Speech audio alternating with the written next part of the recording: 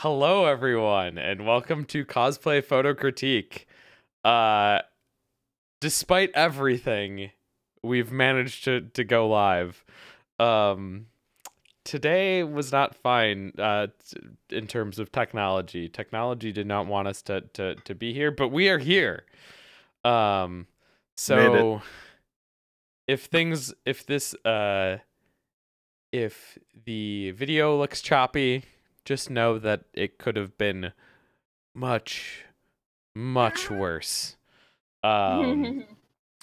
Discord decided to update Take on a us, shit on and the regular way of playing video was getting me at like 2 FPS.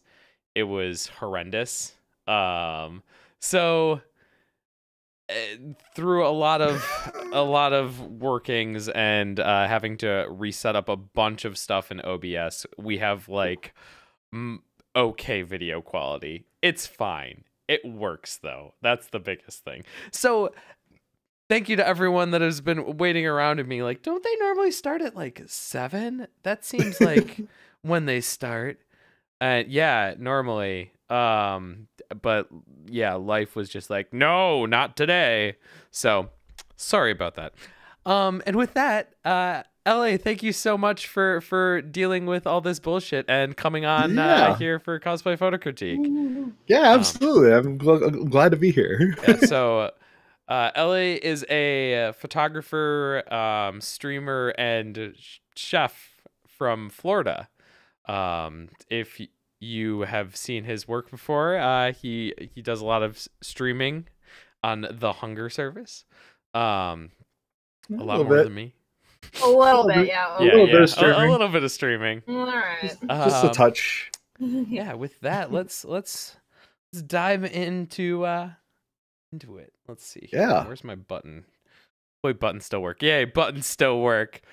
Woo. Hurrah. Okay. Hello. Oh geez. Oh man.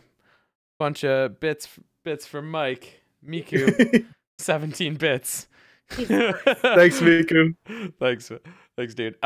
So, LA, why don't you tell us a little bit about yourself?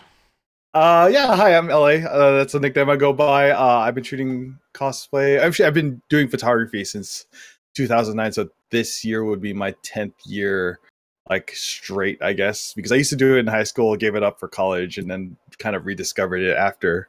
I've been shooting cosplay since about 2010 when I went to my first convention because my friend decided that she was going to cosplay, and I was like, you know what, I'll be a cosplay photographer. I'll shoot your cosplay and we'll do it for fun. And yeah, ever since then I've been like eyebrows deep in the cosplay community and photography at large.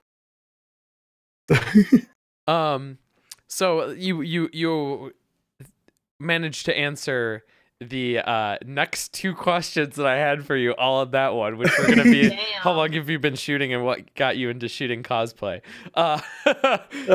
LA, he's efficient. Yeah. Thanks, Kara, for the bits.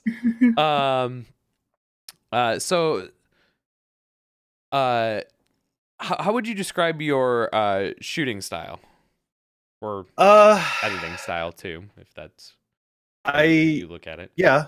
I've been like really kind of exploring a lot of styles over the entire, I guess, course of my photography career, because I went from being really into like multi-flash, then I've kind of been switching over into like mostly natural light and just playing with colors in Photoshop after the fact. So I right now I guess I could say I'm very much a natural light photographer.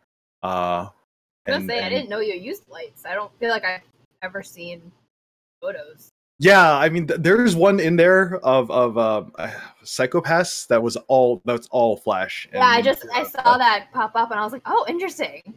Yeah. So I went from I've been changing styles a lot recently, and I feel like I'm in the middle of another like how can I change my photography again? So nice. but right now I'll just say I'm a natural light photographer.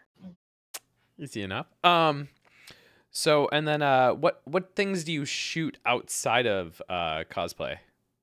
Actually, when I picked up a camera in 2009, I was shooting mostly dance events, like hip hop dance and stuff. So my background is in like trying to capture candid moments, and then after that, I do still shoot a lot of weddings. I actually have a wedding next weekend, so I'm shooting weddings and events and stuff. Oh boy! And I do swing You're a dance strong human. events. So it's been fun. There's a lot of other stuff I shoot outside. So graduation too. I do that too. Wow.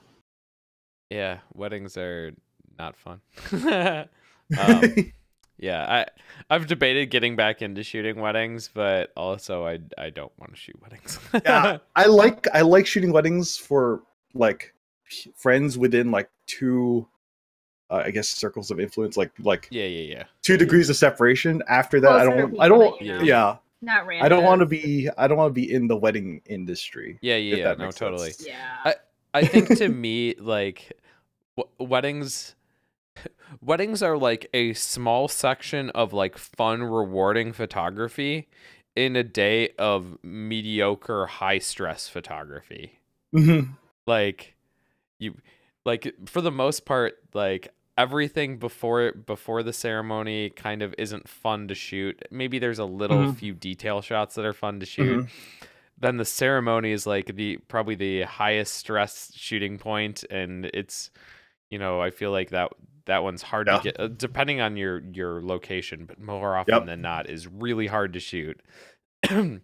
Then family photos and group photos, which are a freaking nightmare. That's like the worst thing in the world. I've just had so many times where I'm just like, why don't people just fucking listen? They just had like a few seconds, just look straight at the camera. Nope, you're looking to the side. Oh my god. You're looking at Uncle Bob's iPhone. Thanks. Yeah.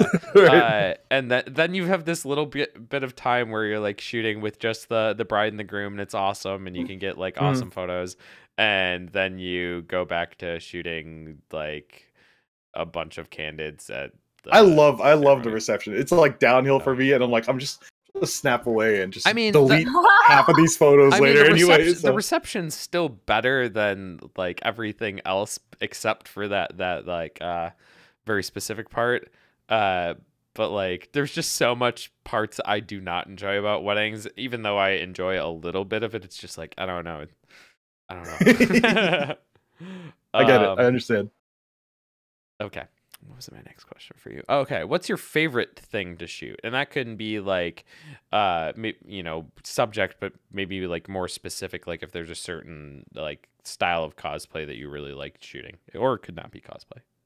I've been wanting to get into it because I stare at Bunny Twan's photos and I'm just like, oh my god. I want to do that. Love and Bunny Twan. and I've been experimenting with that, I guess you could say, on the side, and that's currently my favorite thing to shoot. Story based photography, I guess you could say. That stuff is so cool, and I suck at it so much. Same. So hard. Yeah. No.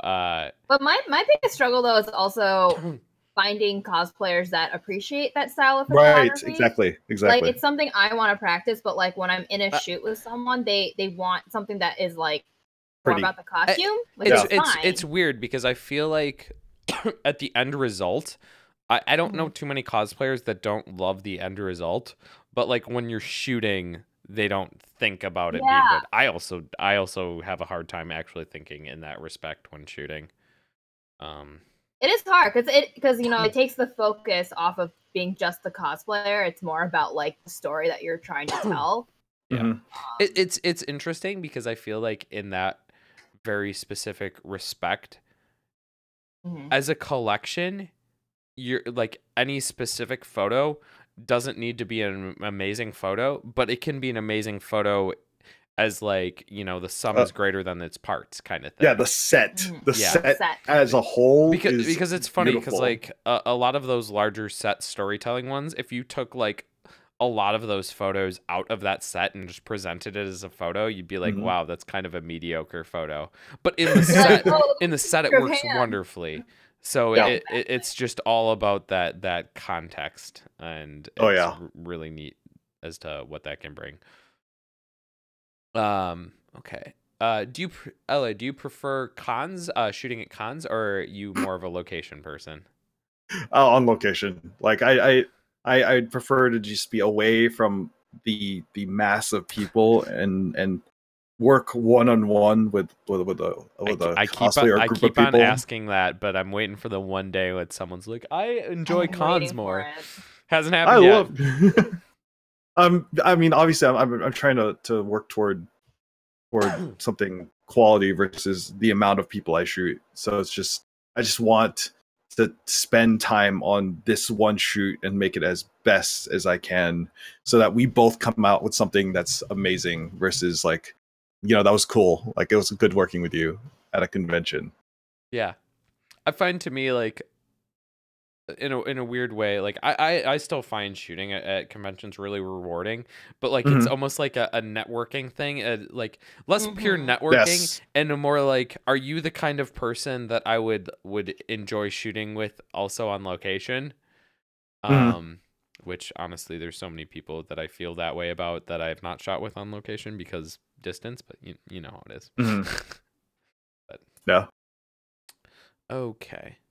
And so LA, how do you approach a shoot? Like, is there any prep that you do beforehand, that kind of thing? Yeah, normally I try to like meet with the person I'm shooting with before, like days before, and try to plan out what photos we absolutely have to capture, because I know my clients have expectations, and I want to meet or surpass those expectations.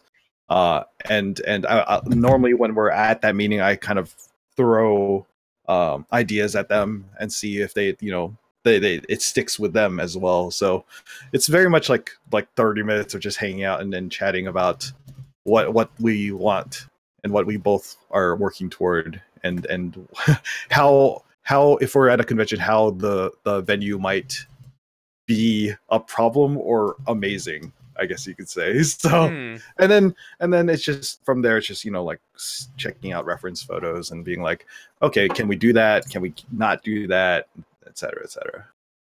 It's funny. That's cool. In terms of reference photos, I feel like that's a reference photos are a thing that I try to do, but then when I actually try and use them, I feel like they just bog me down. I shoot.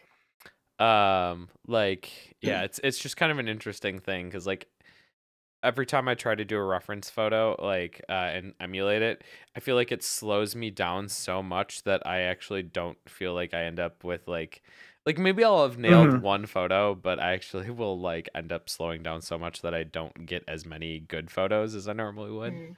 Yeah, But just to I feel that. yeah, it's one of those things where I think maybe I should, like, if I'm gonna do it, I really should like ingrain the reference photos in my head beforehand. Mhm. But Yeah. I'm trying to do that, but it's when hard. you're working, it's really hard. Yeah. I normally, if I'm in a shoot, I save those reference photos for when I start feeling we're running dry Yeah, as yeah. far as No, I do ideas are that too. concerned. Same. So it's just like, yeah, all the way at the end, I'm like, okay, do you have anything else? Yeah. Okay. So, is there any cosplay that you've always wanted to shoot but have yet to get the chance to? Oh man, I mean, there's just like old anime that I really love that I don't get to see people cosplay. Like So what? it's like, there's not a lot of Hurry Suzumiya cosplayers out there, and I used to Only we really could love go Hurry. back in time when they were Dude. everywhere. Everywhere, yeah. So I mean, I guess that's something. And then maybe I feel like I don't know. There's just so many things that I love that I would Mhm. love to take out of, like, I would see him at a convention and be like, I would love to work with you outside of a convention. Oh boy, Yeah, isn't I isn't do get that a something a lot. amazing, big mood? There's so many right? times where I see a cosplay at a con where I'm just like, oh my god, I need to shoot this outside of a con, but we live nowhere close to each other. Exactly. That's gonna be Katsucon. We're like, wow, I wish we lived near each other because I want to photograph this. Not in the Gaylord. Big thanks to Kaze Mike for that resub, as well as that gift sub to his spubba.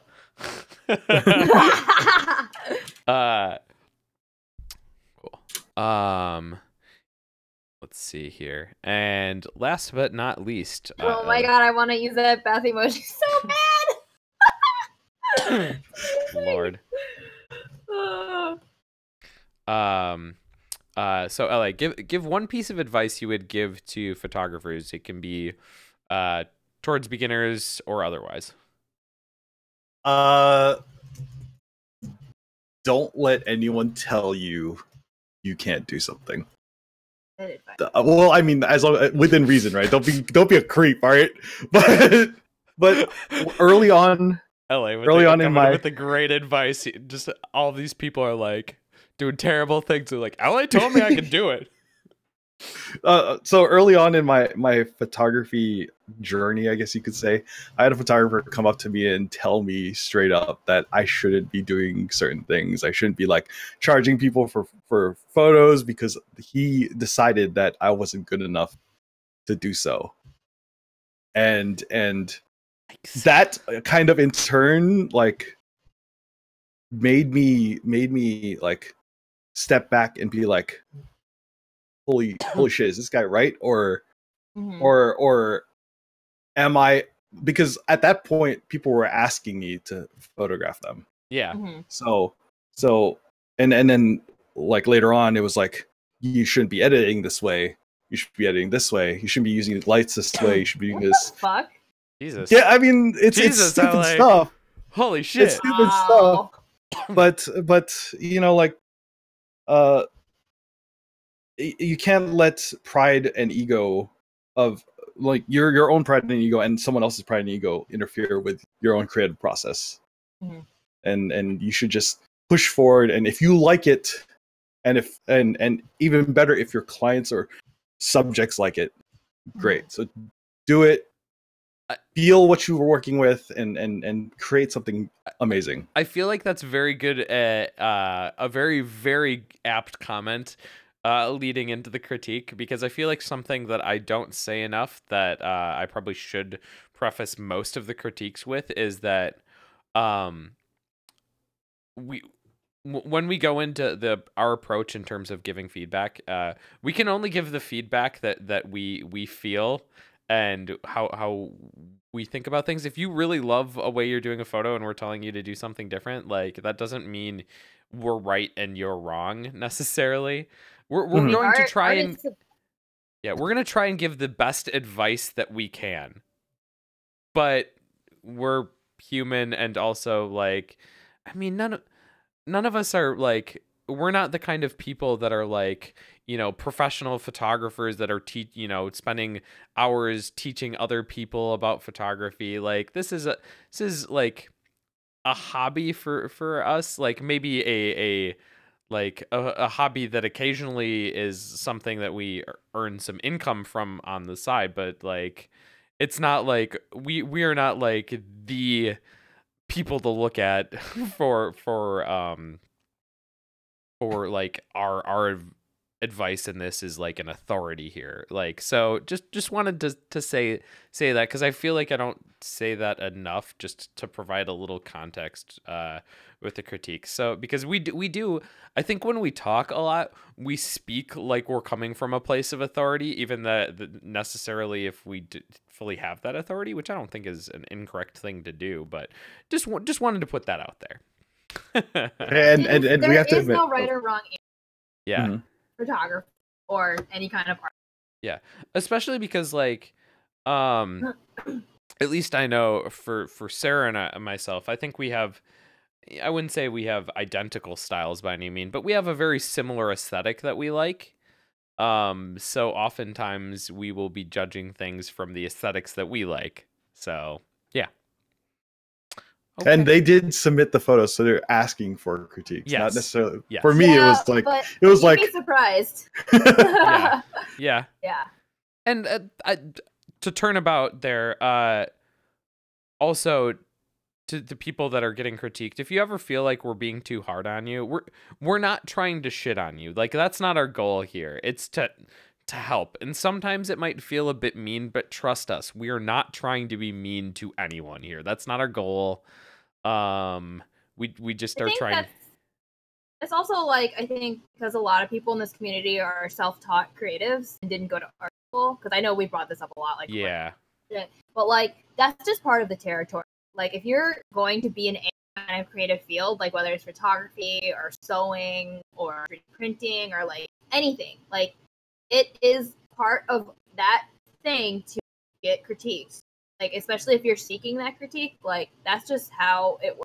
Like, you can't get better as a creative without receiving critique from your peers. Like, also as a creative, like you're never gonna stop. Like, I learned something new in this critique like every time we do. Like, because Andrew is like way technically more knowledgeable than I am.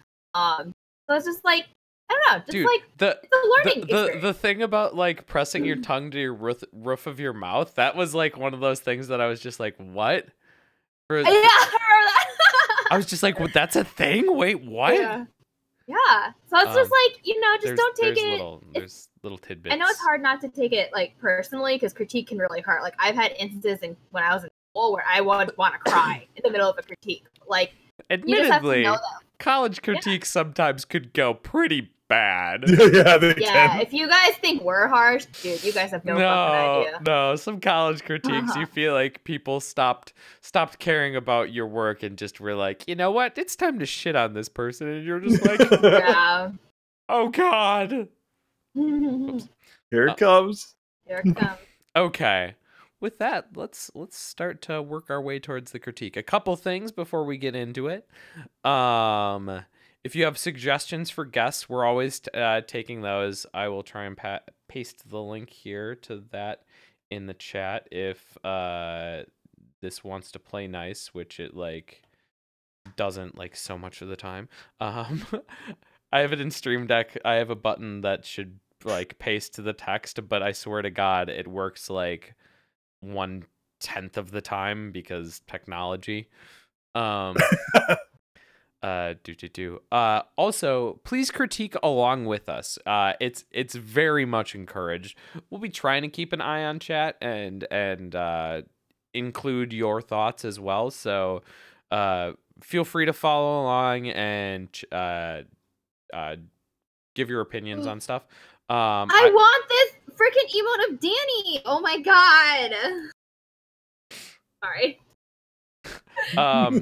I'm posting the link to the Flickr feed in chat. Yeah, so that way you can see the photos in high resolution to give you a better perspective about what we're talking about in terms of critique, as well as like if you're critiquing along with us, you're not like looking at shitty compressed versions via a stream. Just gives you a better picture on things. And also, as always, if you're enjoying things here, please consider giving a donation or subbing. Both are incredibly appreciated, and we will love you if you do. But did you know yes. that with Twitch Prime, you get one free subscription? Wink, wink, nudge. Anyway, sorry. No, you're fine. You're fine. God, I wonder how many times you've said that over the course of your streaming career. Enough. If you had $1 for every time you said it, you wouldn't need any more subs. Oki Cosby, thanks for that sweet Twitch Prime sub. Okay, let's get into some critiques here. Yeah, that's what we're here for. Oh man, that guest link never posted. Hold on. We're gonna do this in the most stupid way. Because this is how I have the link to it. I have to go open up the text I have for it in the Stream Deck software and copy and paste it from there. Lord. Hey. There we go. If it worked, it would have been something smooth, but you know what? Whatever. Okay. So, let's get into this critique. This first photo is from Lou. And Sarah, I believe you get to take it away on this one. Cool. So I remember Lou does these like half portraiture series. So this is a very different like a more artistic shot, which I think is pretty cool. And it's interesting how he still continues to do this. Because I think it's a pretty cool concept. And I like the mood of this one, especially because I feel like a lot of his previous ones, they're very kind of like cheerful and bright and kind of like happy feeling overall. But this one's like, I don't know what this is from. This is from Coraline. Yeah, I mean, I'm not positive, but I'm pretty sure it's Coraline. It because sure like the button eyes looks like Coraline. Yeah, but it's like super spoopy and creepy, which I think is pretty cool. Especially for something like Coraline, where like their eyes are like buttons, so it's cool to like focus in on that detail that they have in the costume. One thing though is like I know touching up face paint is a pain in the ass. I've had to do it, and it's the worst.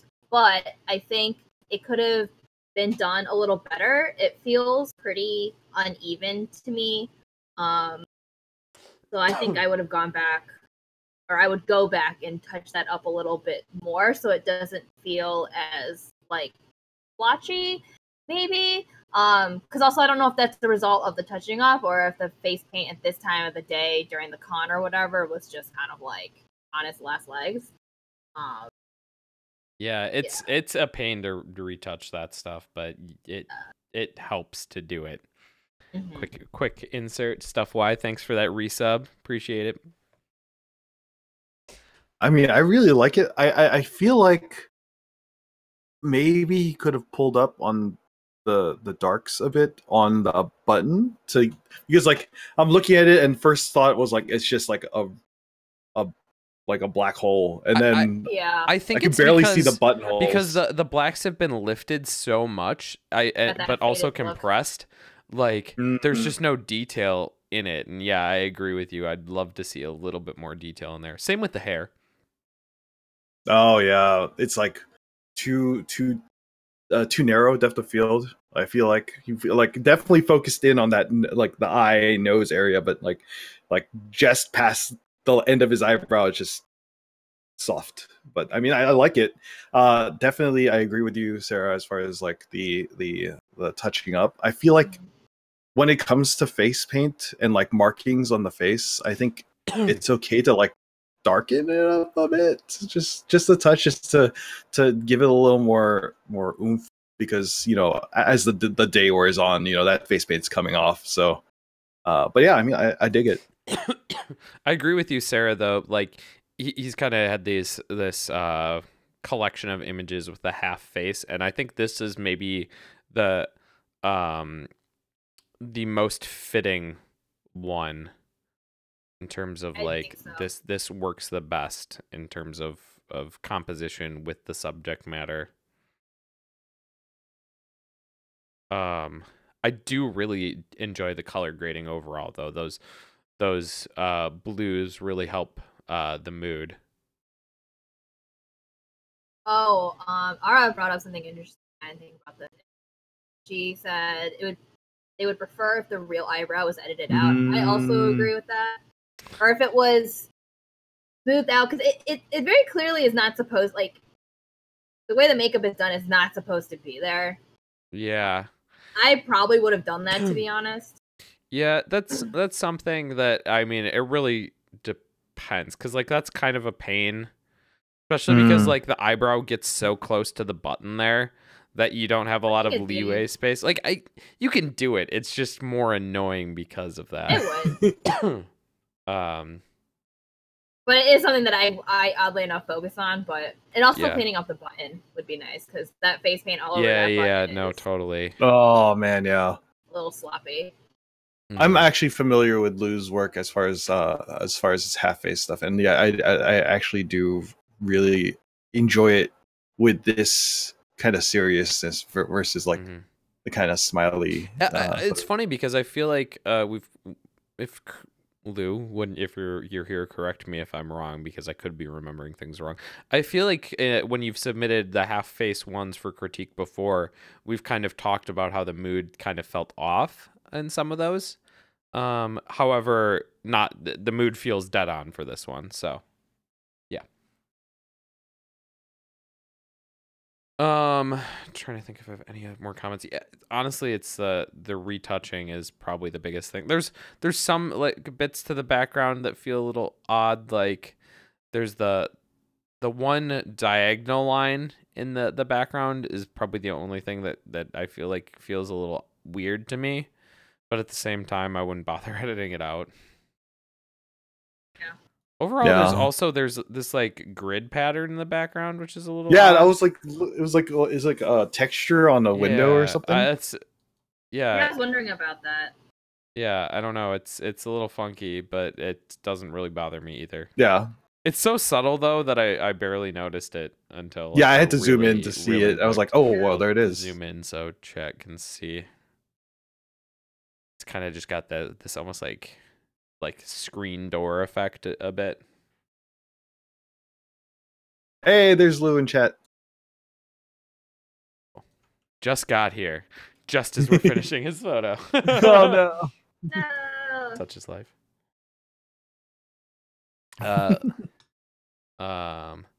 Did frequency separation, but the result was funky. Huh. Yeah. I mean, if you're looking for a good way to do frequency separation, oh my god, this button's not gonna freaking work. I have a link to my tutorial on frequency separation. I have to do this the old-fashioned way, an old school copy and paste. Lord, it's 2019. Just want to press a button, have it work. Hey, there we go. Pasted the thing to my frequency separation tutorial. Lou, I did watch it. Oh shit. Well, it takes practice. It's not exactly something that you're gonna be good at. Yeah, no, overnight. for sure. Yeah. Also, I feel like it's like I don't know if you guys can agree with me. This like editing pure whites and pure blacks in frequency separation can be kind of weird. Oh, I've never done it really. Kind of weird, especially with like face paints and stuff. I don't know. Yeah, you need to be careful. The biggest thing that I find that helps is using a solar curves layer, because then it really helps you see the differences and things, so you don't like mess shit up more than you mean to. Yeah, that was like the most helpful thing I learned to help me with frequency separation. Yeah, if you don't know what solar curves are, it's literally a curves layer that's like a sine wave. Here, I'll screen share again here. Yeah, it's a sine wave, solar curves, and it just makes your image look like absolute nonsense. However, it allows you to like, I mean, like if just using this is maybe not the best example because we don't have frequency separation going on, but like you can see like if I turn this off, like how much more the pores like jump out to you. Like you can see all the little details and things. It's just really helpful when using frequency separations if you're not like sure about like where like the edge of like the highlight is, you can pop that on and it'll make it a lot easier to see. So and game changer. Yeah. And literally all you have to do, I have an action for it that I've made, but like all you have to do is make a curves layer and go like this. Boom, boom, boom, boom. And then just make sure that everything's been like evened out so there's no flat spots on there. And there you go. You've got a solar curves layer. All right. Let's move on to the next photo. Unless you guys have any final things on this one. Nope. Okay, cool. Let's go on to the next one. This next one is from Keith or Gray Romer Photography and LA. Why don't you start us off on this one? Yeah, I mean, I'm not familiar with the series, so I don't know if like the color scheme works with this. But sweet someone dot hack. Dot hack. Okay, then this makes sense. I like the kind of I always want to say cyberpunky feel it has because of tones. Yeah, I mean, it's. I feel like it might be a little strong on the yellow tones, but I'm Yeah. probably it's coming from the floor there. Yeah, But her skin is just a bit yellow, too yellow, I yeah, should say. I like where she's at. I like the background because I feel like it just adds to the mood. I don't like that I don't see her eyes unless that's what he was going they were going for. It's like something a little more moody. And I'm all about having like a mood being told in a photo. But yeah, I mean I'm thinking that the only light source is that floor I'm pretty for sure them. you're correct there. And I dig what they've tried to accomplish here, like just the feel of the photo. And yeah, I mean, the only other thing I could think of is good use of reflection. I just don't know about that skin color. I would probably have like separate her skin color and edited just her skin color to be just a little bit less yellow, but other than that, I like it. Yeah, I think the skin tone's a little too yellow for sure. Like, even if you're going for that kind of, like, I mean, I get that there's, like, the green flooring, and I'm sure that's not helping, like you said, but I would have pinpointed the skin tone only and just, like, tinkered with that a bit, because it's very... I don't know, also on my screen, it's very yellow to me. It's very yellow. I mean, I can take, like, an eyedropper tool and sample her skin, like, especially on her torso. It's, like... 100% saturation in the yellow channel. Like, really? Yeah, like wow. Here, I'll screen share this again. As you can see, so the saturation is just like all the way, it's max, and then like I can sample it across here. That there's a lot of yellow going on. Oh wow. Here. Oh wow. Yeah. It probably wouldn't be so like. It probably wouldn't have affected me so much if, like, I feel like the wig is such a perfect like white pink in comparison to your skin. The wig is totally throwing me off too, because it feels like it shouldn't be that, like, it feels like the color is really natural to what the actual wig color is, but nothing else has that. It feels like everything else is picked up hues from the lighting below. Couple things. Someone said they'd love to see this taken at like a 1.4 aperture. I would agree with you. I think that background blur could really help. That said, I was just looking at the EXIF data for this, and this was shot at f4 on a Canon Digital Rebel XT. Which blew my mind. That doing work with what you got, dude. I like it. That was my very first DSLR in like 2005. Other really interesting tidbits about this photo. So what I'm saying is, if they're shooting on a Digital Rebel XT, chances are they don't have a lens that goes lower than f4. Right. Nope. Otherwise they'd have a different camera. Other interesting tidbits that kind of blew my mind about this. The shutter speed for this photo, 1 second. No way. What? Was it on a tripod? I gotta imagine it had some sort of balance. What the fuck? Either that or this person is like amazing. Like, it's not an incredibly sharp photo, but like, honestly, it's pretty good for one. Yeah, honestly, Digital Rebel XT, I think, what was that, 8 megapixels? Like, yeah, it's sharp enough given for what you were probably using. And then the fact that it was at 1 second shutter speed, I'm just like, holy shit, this person also did not move at all for that 1 second. It's of steel. That's so those are a little bit of tidbits. It's interesting to me, and advice, this was shot at ISO 100. Which I would have cranked that ISO a little bit.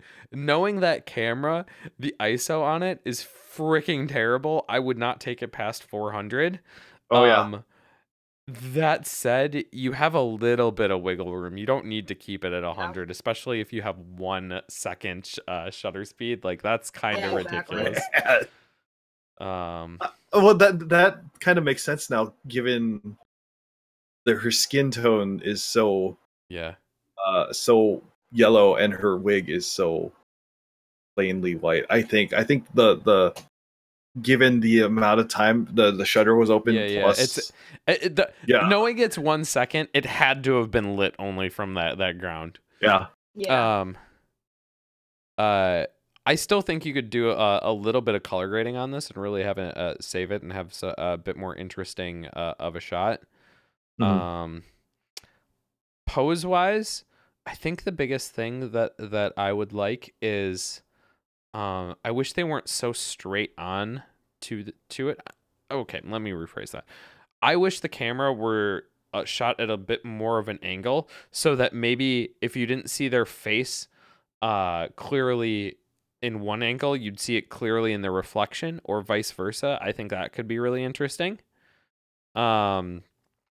I will turn around and say one thing that I really dig is, just given the context of the series, the reflection being split like that, I really dig. That's really neat. Yeah, I dig it too. It's so good. Yeah. So all in all, though, major props for using what you have, because like, man. Yeah, you know, like it's like shoot what you got. Like that the XT is at least a 10-year-old camera. Oh, it's at more, least it's more than a 10-year-old camera. I got it in 2005, so it is. I think it came out in like 2004 or 2003, something like that. So it's old. Yeah, and considering like the whole like you know, photography, like I like to call it the photography arms race. Like, see how much gear you can acquire. Like, being able to do work with what you have is critical to learning, and I'm impressed. Okay, you guys got any other final thoughts on this one? Are you ready to move on to the next shot? Good. Okay. Good. So this next one is from Clarity Images, who I saw in the chat. And speaking of chat, this is, if you've got them, this is a perfect time to spam those Dutch angle emotes. Is it? Yeah, it's a little bit Dutch. Oh yeah, that's a Dutch angle. Is it a Dutch angle? LA, come on. I'm sorry. I should have questioned you on that. I'm sorry. Like, LA, the trees aren't straight. You're right. They're not standing up. I can finally use this bitch. Yeah, now that you're finally subbed, lol. So, right away, I'll save addressing the Dutch angle for a little bit, but we'll get there. Right away, though, I like the overall composition and color scheme. I think using kind of this foliage for the background to kind of provide like a very detailed but kind of monochromatic color scheme just kind of gives a really nice base for the cosplayer to be like put in front of. It's not really distracting. There's like some bits that I wish were a little cleaner. So like the top left kind of has that bit of brightness to it, and then there's that open space at the bottom right.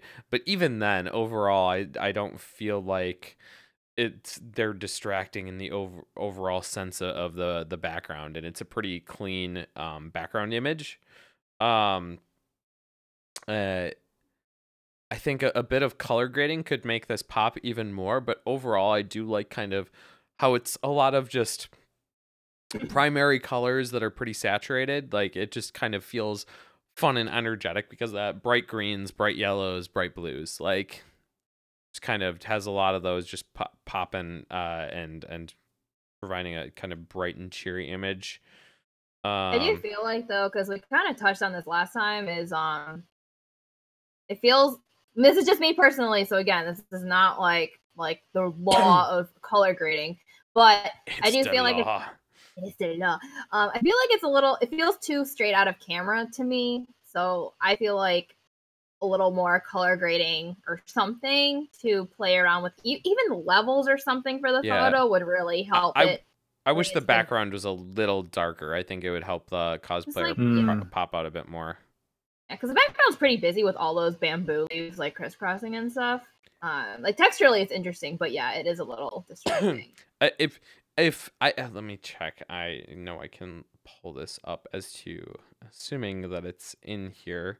Yeah, so this was shot at f5.6. What kind of camera? It looks like a kit lens. So you can't lower that aperture. You're yeah, stuck. like damn it. That said, there are still things you can do. So if you're zoomed into 55 millimeters, back up a little bit, and you will have those trees fall out of focus a bit more. It's not going to be separate them from the leaves. Too. Yeah, exactly. Like that's what I meant. Like you back up and then the cosplayer comes with you. Your framing to the cosplayer does not change, just the background gets further away, and thus it will make it a little bit more blurry. I have a nitpicky thing. Unless you had something else, sorry. I definitely have more to say, but go ahead, Sarah. No, because it'll have nothing to do with what you're gonna talk about. So two things that I want to touch before we get to Sarah's nitpick. Actually three things. I like the pose. I don't know the character at all, so I don't contextually know if the pose makes sense, but it feels like it's fairy tale. It feels like a very specific pose for a character, so I'm sure like it works perfectly in that sense. Two, lighting wise, I'm not a huge fan of how the lighting is falling on the cosplayer. Feels like we're getting most of it's coming from like the kind of behind the cosplayer. And so you're getting like the far side of their cheek is lit up more. Their eyes are pretty dark. Usually when I'm picking a spot to shoot like the natural light, the number one thing I do is actually look for where the natural light's the best, and then figure out everything else from there on. The last thing I want to talk about, and it's funny, I think I actually know what your nitpick is going to be, Sarah, is the Dutch angle. I don't particularly mind the Dutch angle, but I also don't think it's helping your image at all. My general thoughts on Dutch angle is, you should only do it when you have an artistic reason to be doing it. If you're looking at it and going, okay, this shot isn't interesting, but if I tilt my camera to the side, that makes it more interesting. The answer to that is actually no, it does not make it more interesting. It just makes your picture crooked. There should be a reason why you're tilting your camera sideways. That, once again, you don't necessarily have to agree with me, but that's my personal opinion on Dutch angles, which is why we've ended up with like talking about Dutch angles a lot over this series. But yeah, I think this could have been a straight image, and it probably would have worked a little bit better. Okay, Sarah, give us that nitpick, and I'm crossing my fingers that it's right. It's the only because it's a cosplay, I'd be really pissed if I saw this, but it's editing out like the loose thread on the vest. I called and it also wrong. And also taking out the specs. I mean, just like overall cleaning up fabric. I think for this one, it's a little more obvious because we have such contrasting colors on top of each other. So it was one of the things that I zoomed in on like immediately. So I would pay special care to that kind of stuff when editing costume. Dang, now I kind of want to. What did you think I was gonna say? I'm trying to figure it out. This is funny because this is a thing that I was very much in tune with when I worked as a retoucher for Kohl's for a little bit. What is it? Let's see. Chat, can you guess what it's gonna be? I'm curious. I'll give it like about 30 seconds. Let's see. What Sarah, does it have to do? What does it have to do with? It might ring some bells. I'm gonna be really punny about this. We're gonna like treat this like a riddle. Something to do with hearing. Okay, I mean, I didn't want to bring that up, but okay. People, no, it's not. Everyone says the nose ring. No, it's not the nose ring. It's Is it the open? The open piercing? Yes, it's the open piercing on the ear. This is a big thing that I think I got in tune with at working as a retoucher at Kohl's, because every time there was someone had a piercing, that was like the first thing you retouched out. So this open piercing here, it's like something that's really easy and really quick to touch out. It like literally takes like a second to do. Like just boom. That's a bad example of me doing it quickly, but you get the picture. But yeah, no, that's something I would have removed. That was actually the nitpick I thought you were gonna do, but then I was wrong. No, I saw it, but I was like, it doesn't particularly bother me. So once again, my perspective's probably skewed on that one. Yeah, I mean that's fair. You worked in commercial retouch. Mm-hmm. I think that it would. I like both of your suggestions about bringing the cosplayer away from the background. If they are working with a kit lens, for sure, I feel like that would definitely help. Maybe getting closer to your subject, because I feel like if you focused more on like using a wider angle and getting like the arm as a frame more, I guess. I don't know. I'm just like wildly speculating at this point. But definitely with the eyes, definitely could use a little more light. Yeah.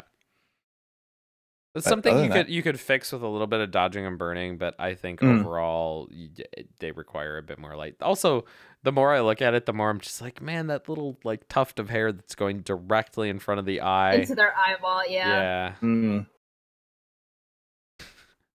We love wigs, just saying. Wigs are a fucking nightmare, and I hate them. I know. Retouching wigs. My last editing stream, someone's just like, "Really? You're spending the time editing out the all these flyaways?" And I'm like, "Don't remind me of what I'm doing. Stop." Okay. Yeah. You guys ready to move on to the next shot? Yes. Cool. Yeah. Okay. Then this next photo is from Eric Jaworski, who thankfully for you, Sarah, did not submit a clown this time. Thank God. Submitted 2 clowns for the last 2 critiques. Sarah's just like, nope. Clowns are fucking creepy. Okay. Sarah, you're up on this one, so take it away whenever you're ready. Cool. So I like how it was shot in a studio maybe, but I really like the colored background. Like I think the approach to how like aesthetically for this photo was really cool. I feel like I don't see a lot of like, sounds really stupid because I really am a sucker for like editorial photography when they shoot like models on colored backgrounds and then they just pop from it. So I really like how it's like doing that here, and even have and the green gel too. I just noticed that actually, which is nice. So I think that's pretty cool. But I think one thing that needs to be worked on is the special effects like smoke thing that's going on. By no means am I a special effects kind of person when it comes to photos, because first of all, I don't have the patience for it. Second of all, I'm terrible at That's it. real. Third, that's it. But Third, definitely don't have the patience. I just don't have the patience to do it. I don't have that kind of time. But it just doesn't. I can just tell that like the smudge tool was used and like it was like painted on, and like I don't know. I think it draws away from, like, it takes away from the model. Like, I get what they were going for, because I'm going to assume this is, like, a power that, like, Poison Ivy has, but I don't know. But it's a little distracting for me, because it just doesn't mesh with the photo. Like, when you're doing special effects, you just want to make sure that, like, whatever you're doing is, like, realistic with the scenario. Like, yeah, like, special effects aren't real and they're not supposed to be real, but you have to think in context of the photo. Like, does that like make sense? It's funny because like I think if you just like tone down the opacity a little bit and had them fade as they went up, like by her head, I think this would work a lot better. Like, I'm telling you, it's those. Yeah, I mean, I get what Now- you're saying with like kind of the areas that it looked like they were smudged. I think the biggest thing is you could probably get a better sample, like a smoke sample to use for that. and color it. Yeah. Yeah. Kind of wondering. It's funny because I actually think part of the problem too is it looks like they're mirrored, and then you use smudge tool to use that to make them different. So Yeah. like Symmetrical. just use two different smoke textures and distort them so that they look right.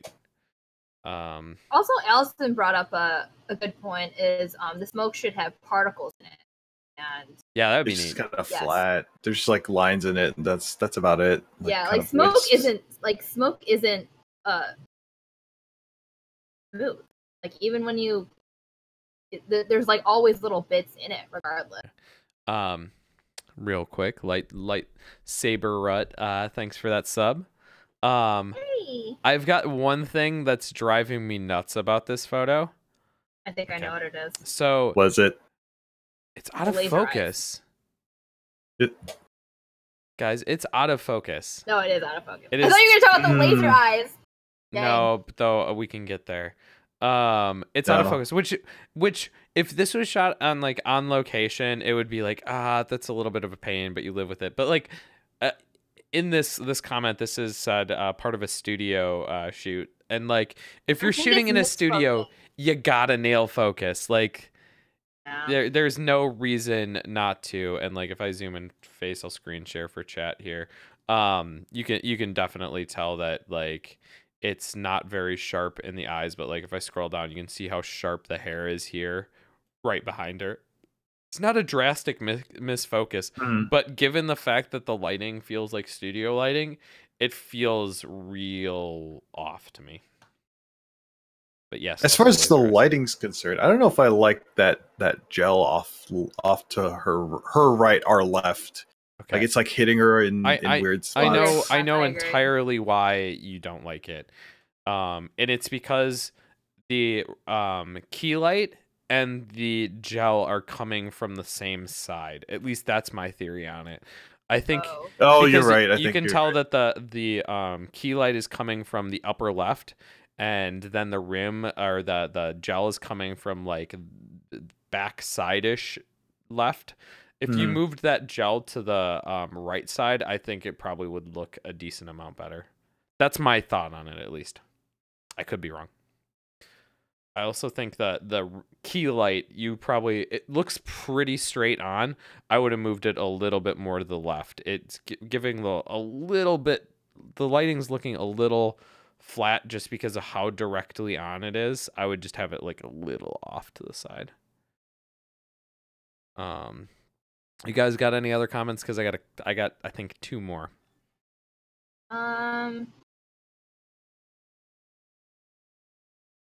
Is there a light coming from the right side as well? I don't know if I'm reading that right. I don't know. I think it's Is there probably another- I think it's just like a large softbox that kind of is Okay. given a lot of. Although I'm like looking at her hand and the sides. I don't know. I have a nitpick. Okay, go ahead, Sarah. Like, I mean, there's no other way to bring it up because it's awkward. But gotta Photoshop out the bra strap front. Oh, right. Okay. yeah. Take that out. It's really easy to do. Hmm. Yeah, so the other things that I would do is one, I feel like you had mentioned this, Sarah, the eye editing it's a bit too much. Make sure that you're only doing the lower bits of the eye and not the upper. Those light bits in the eye are freaking wild. Yeah, I don't know what's going on with those eyes. It what probably is would make that? a lot more sense too if it was in focus, like so we could actually see what the hell's going on. And then the other thing that I would say, God, what was I gonna say, guys? I got distracted. I don't know. You said you had two things. I know, I did. I did have two things. Oh, it was her. It was her pose. Like the face, like just kind of. I feel like the kiss feels a little off to me. Like I think maybe if you caught it a little later in the kiss, because like if you, this is gonna be weird. If you think about blowing a kiss, it doesn't look like she's blowing. It looks like she's still puckering. It looks like she's still puckering for the kiss and not blowing the kiss. So yeah. Hold on. In general, kissing photos are a little awkward. You kind of have to like not pucker up so much when you're trying to. Oh. Okay, bye.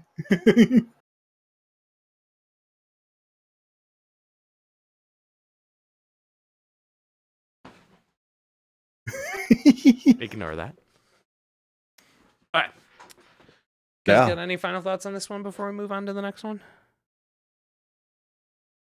No. Cool. Okay. Let's go on to the next shot. And this one is from Oki Cosplay or Allison. Time to roast. I know she's somewhere in the chat here. She is. And LA, I believe you are up on this one. All right. Is this fate?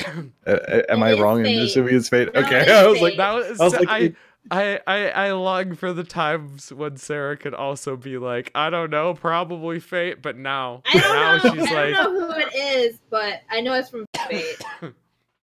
okay. I really like this. I'm assuming she's laying down on sand. Yes. Or is this up against the wall? Okay. Yeah. Laying down on I sand. know because I was like 2 feet away from You were there. This is at Colossal. Yeah, this was really. Oh, go ahead. Colossal, you said? Yeah, it's Colossal.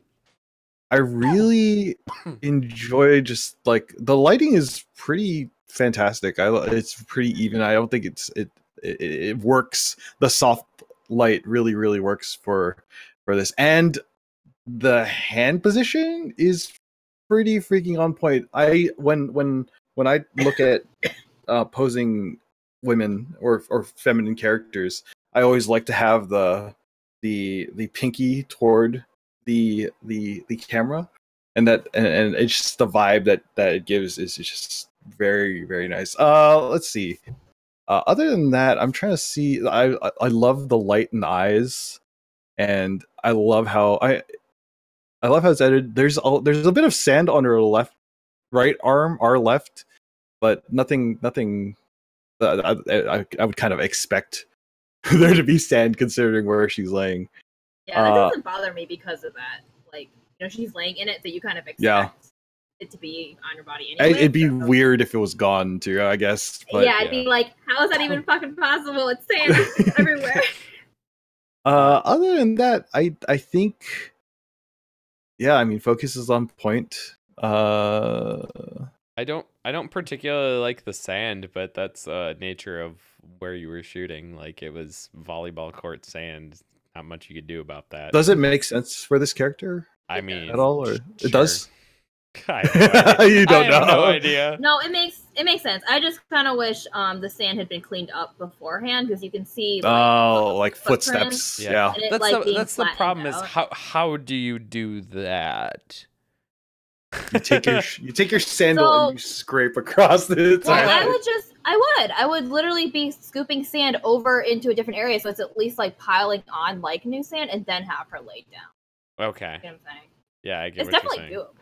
It's definitely annoying, but it's also more annoying to have to touch up sand. Yeah, that's what I did. I literally pretty much took the same exact photo, and I ended up retouching the sand.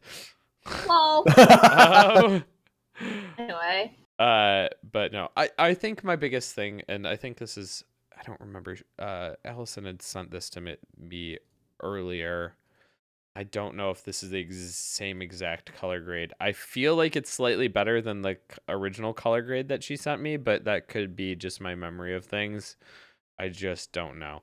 But overall, I love the color grading. Yeah. I think the color grading could be taken a little bit further though. I mean, I agree, but I think the fact that she even tackled a purple toned image is like, that's scary. Yeah, I would not do that. I think to me, it's that like so much like the sand and her skin colors feel like a bit too like there's so much of that kind of a same hue throughout the photo. That I would like to see more different hues. I think it could add more variation to the shot and make it feel more interesting. I think it also could benefit from some dodging and burning too. Yeah, That we would get a little help. bit separation.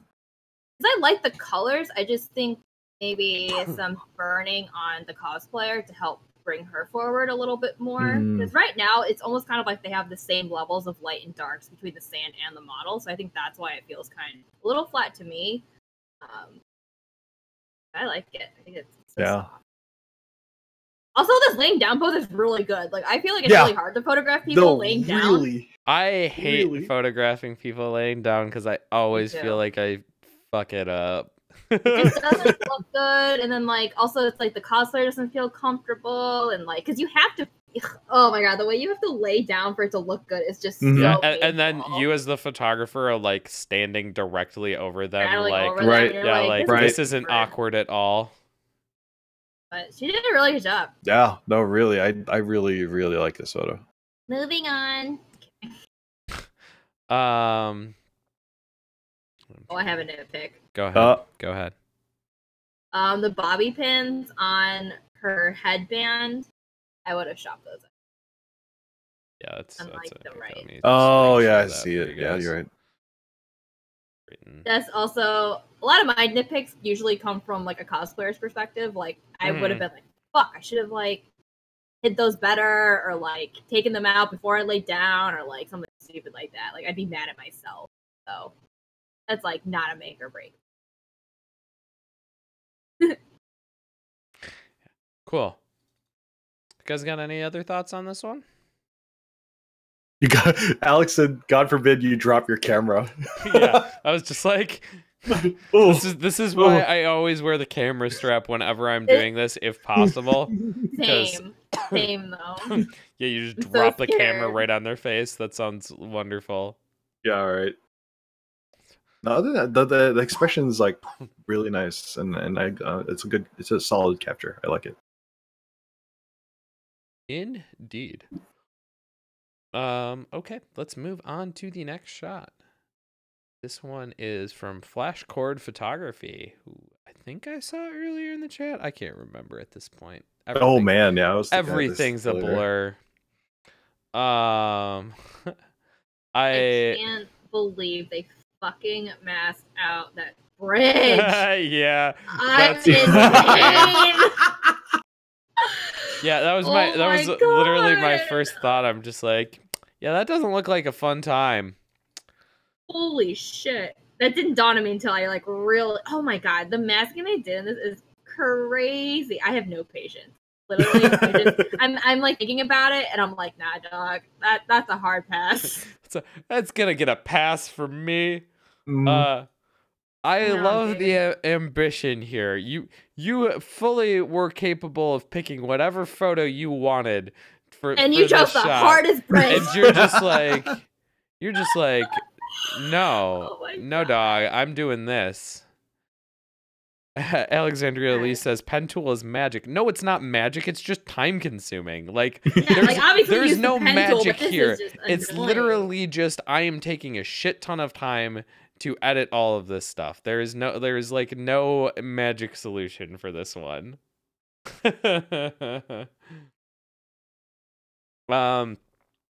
Yeah, I think that's part of like what feels really impressive about this shot is that you picked a difficult scene to put her in and not like an easy one.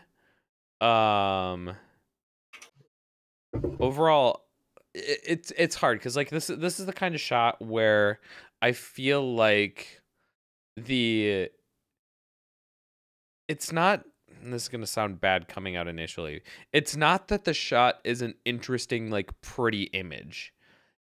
That's like not what has ended up here, but it is that the shot just looks interesting because you've like managed to capture the character in like what feels like a natural environment for that character, which is to say not a natural environment for any human. So it's very compelling based on that, even though I don't think there's not like a lot of like the color scheme. There's a lot, the colors are kind of all over the place. There isn't like a cohesive flow in that. It just feels like you took it feels like it's capturing the idea of like someone having taken a snapshot of this character in that environment, which makes it feel interesting to me.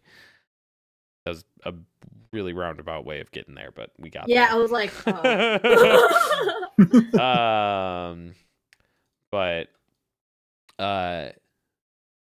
the one thing that I will say is, like all composites with this, the number one thing to get right is light direction.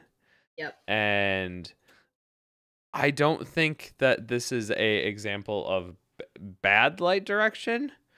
But it still doesn't feel quite right to me.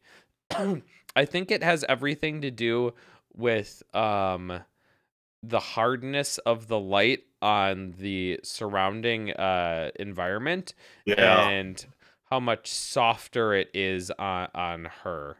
Not that it's an incredibly soft light. You know, like you can see there's definitely some aspects that are showing as like, you know, it's not a soft light, but like on her cheek there is like a somewhat of a transition from shadow to where the light's hitting her. Like if she were actually in that environment, this would just be like the sun lighting her and everything would be super harsh in terms of lighting. So that's part of the reason why it feels a little off. It also feels like I'm having a hard time with this because it's sometimes hard to identify where the actual light source is in the real shot. It looks like it's coming from the Right. upper right, and that's Right. and it's interesting because that's kind of also where it feels like it's hitting on the cosplayer, but then like you look at the cosplayer, especially like if you zoom in on their eyes, there's a catch light that is not from the upper right, which is throwing me off. That looks like more like a straight on above light. So and maybe there was multiple lights used for this, and that also kind of feels a little odd to me. I feel like this could have been I don't know why I'm so drawn to this, but the parts where you could see her legs underneath the bridge, Yes, kind of throwing me. It kind of pulls the immersion out for me because there's no shadow there. It's like the same yeah. lightness. So if you darken that part, so it's like a little bit in the shadow, that would have pulled me in a little more, I think. Or maybe even I get what he's doing with the hill in front with the grass, but I would consider cropping it out. Yeah, I wish it wasn't there. Also, a big part of why that bothers me is kind of weird because it actually bothers me in terms of logic.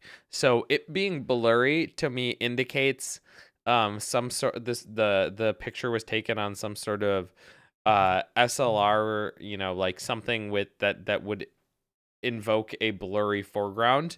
And part of the reason my brain likes this image is because I feel like someone just took a quick snapshot on their phone of this character, like, oh shit, like that's whatever mountain lady, I don't remember. Mountain lady. Yeah, like it's something like that. It, you know, after the a fight or something, and because there's this blurred foreground with this, it kind of makes me go, oh, but no, that can't be it. I would honestly, if it were me, I would just crop it out. I actually thought the foreground was composited in at first. It does Yeah, kind of because there's such a separation from like how so sharp everything else weird. is. Yeah, I just was like, is this fake?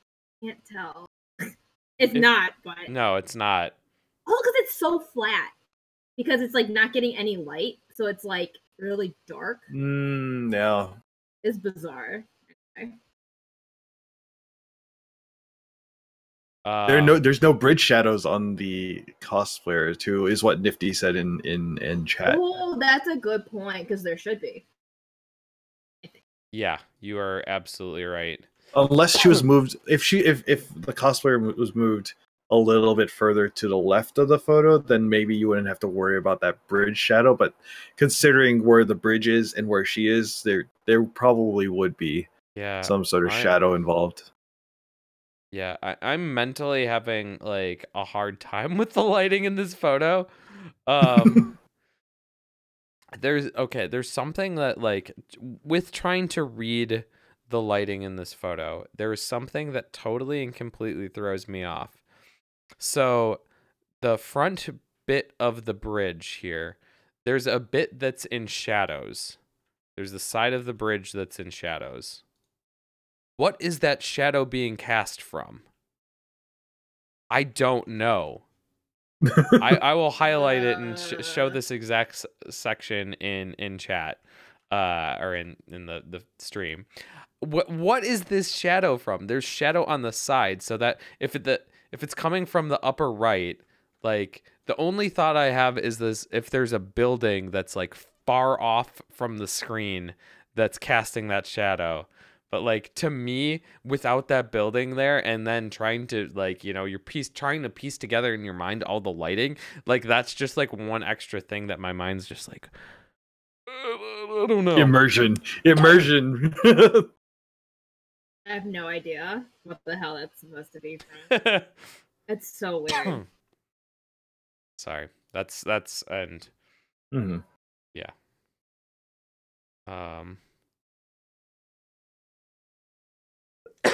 Okay. I think it if you want to lean into that snapshot thing, I think you could, but if you wanted to keep this as is, I think there needs to be a little bit more approach to color grading. One of the two, like lean in hard to the snapshot idea and don't, you know, have a really natural looking color grade, or lean a lot harder into color grading and make it look like a, you know, stylized photo. All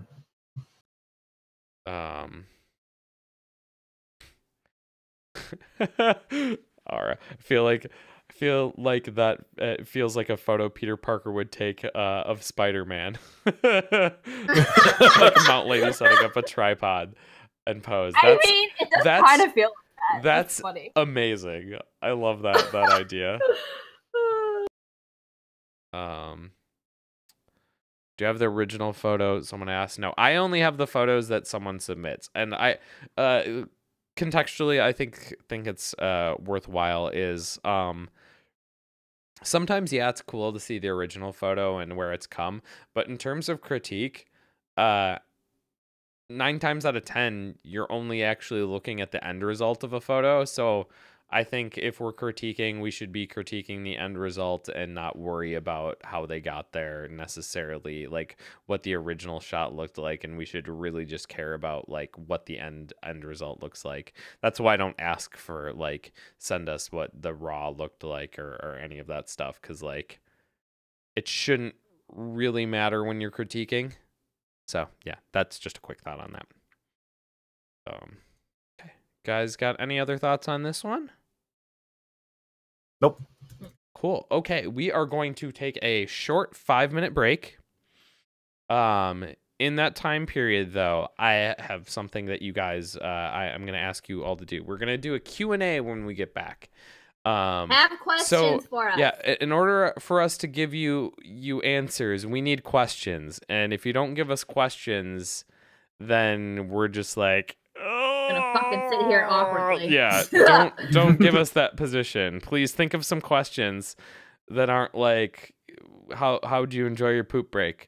Don't give us some, like, they can be about anything as long as it's appropriate, and I mean, ideally it'd be around cosplay photography, but feel free to ask us beyond that if you feel fit. Oh boy, just be appropriate about things. I trust you. I'm gonna say this. I trust you, chat. I trust you. You can do this. We're grown-ups here. You can handle this. Okay, we'll be back in 5. See you guys shortly.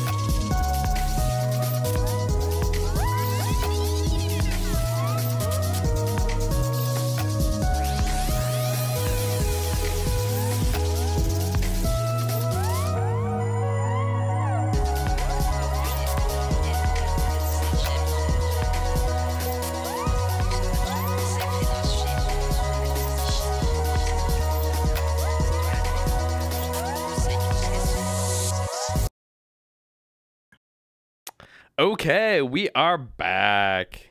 Thanks everyone for waiting. It looks like you guys have pasted a couple, or we got a couple questions in the chat. Let's see. What's this is from Jeddah Boy, which is what was one thing that you had to do to break out of your comfort zone? Oh. I know the one thing that I have brought into my cosplay photography that was very uncomfortable but now is pretty comfortable for me. So, if you guys give you a second to think about that one. For me, it's posing. Not to say that I'm good at posing, but what I do is I usually try to do all, like, if I want someone to pose a certain way, I will do the pose no matter how weird it looks when I'm doing it. Like if it's a very feminine pose, like I will do it and I'll be like, yeah, I need you to do the very specific, very feminine pose and it'll look hilarious. But gotta be that MH photography. Yeah. And that was like something I felt super uncomfortable about at first, but now I'm like, whatever.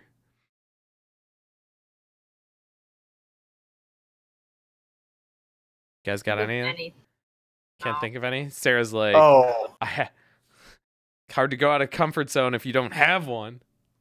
Well, it's like, well, I mean, kind of like I've played with your flashes before, Andrew. Like that's definitely going out of my comfort zone, but it's not something that I have used.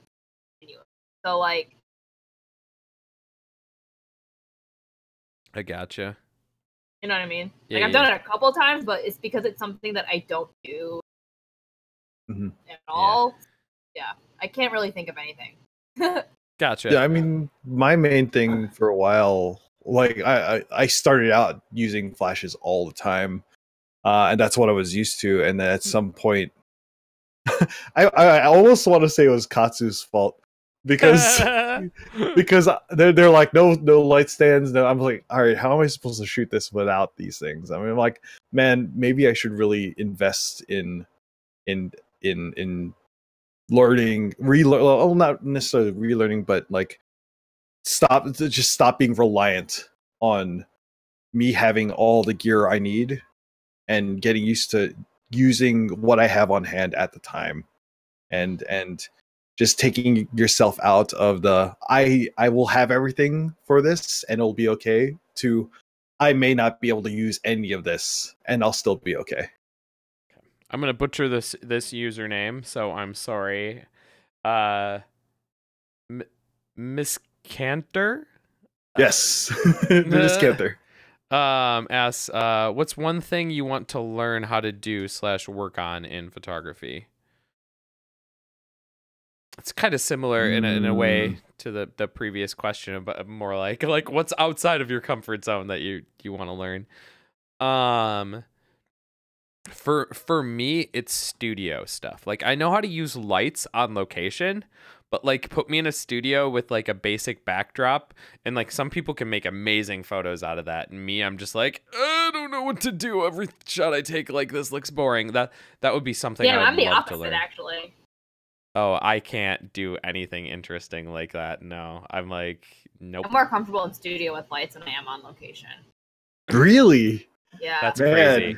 Yeah, but considering your on location stuff, I'm like, because I used to do studio shooting for my old job.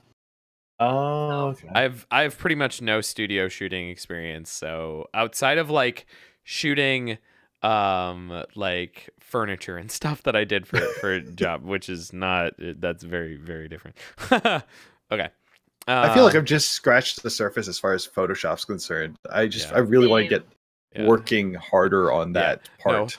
No, that's one thing you want to learn. I want to learn to get better at color grading, but I think that's going to be like a forever goal. Like it's one that I'm working on, but will always be working on. Okay, this next one is from Oki Cosby. What type of costumes are your favorite to shoot?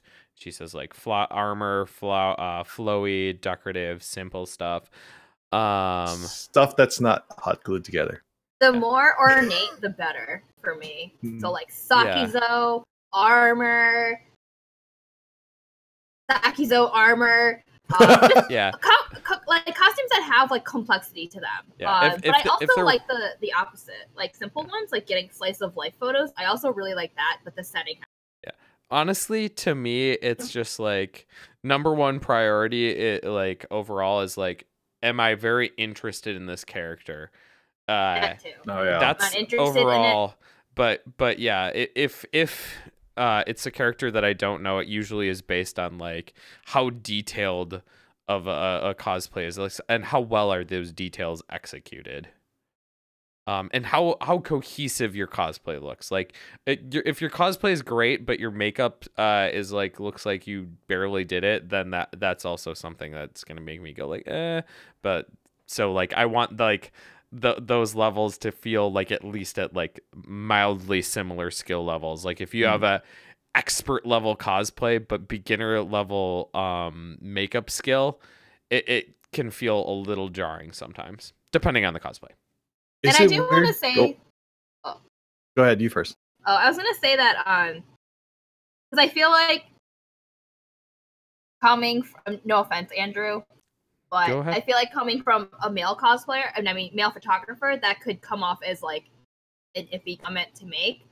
But I just want to say that, yeah, but I just want to say I agree with you. Like, for me, like makeup is very important for the final outlook, because I think a lot of what people don't understand is like one of the greatest like rules of thumb that I learned in college, because I worked with a lot of photographers my last 2 years, is you basically lose like up to 20 to 30% of the makeup that you apply on camera. So you always need to apply more than you think you need to, because the camera for some reason just takes it all out.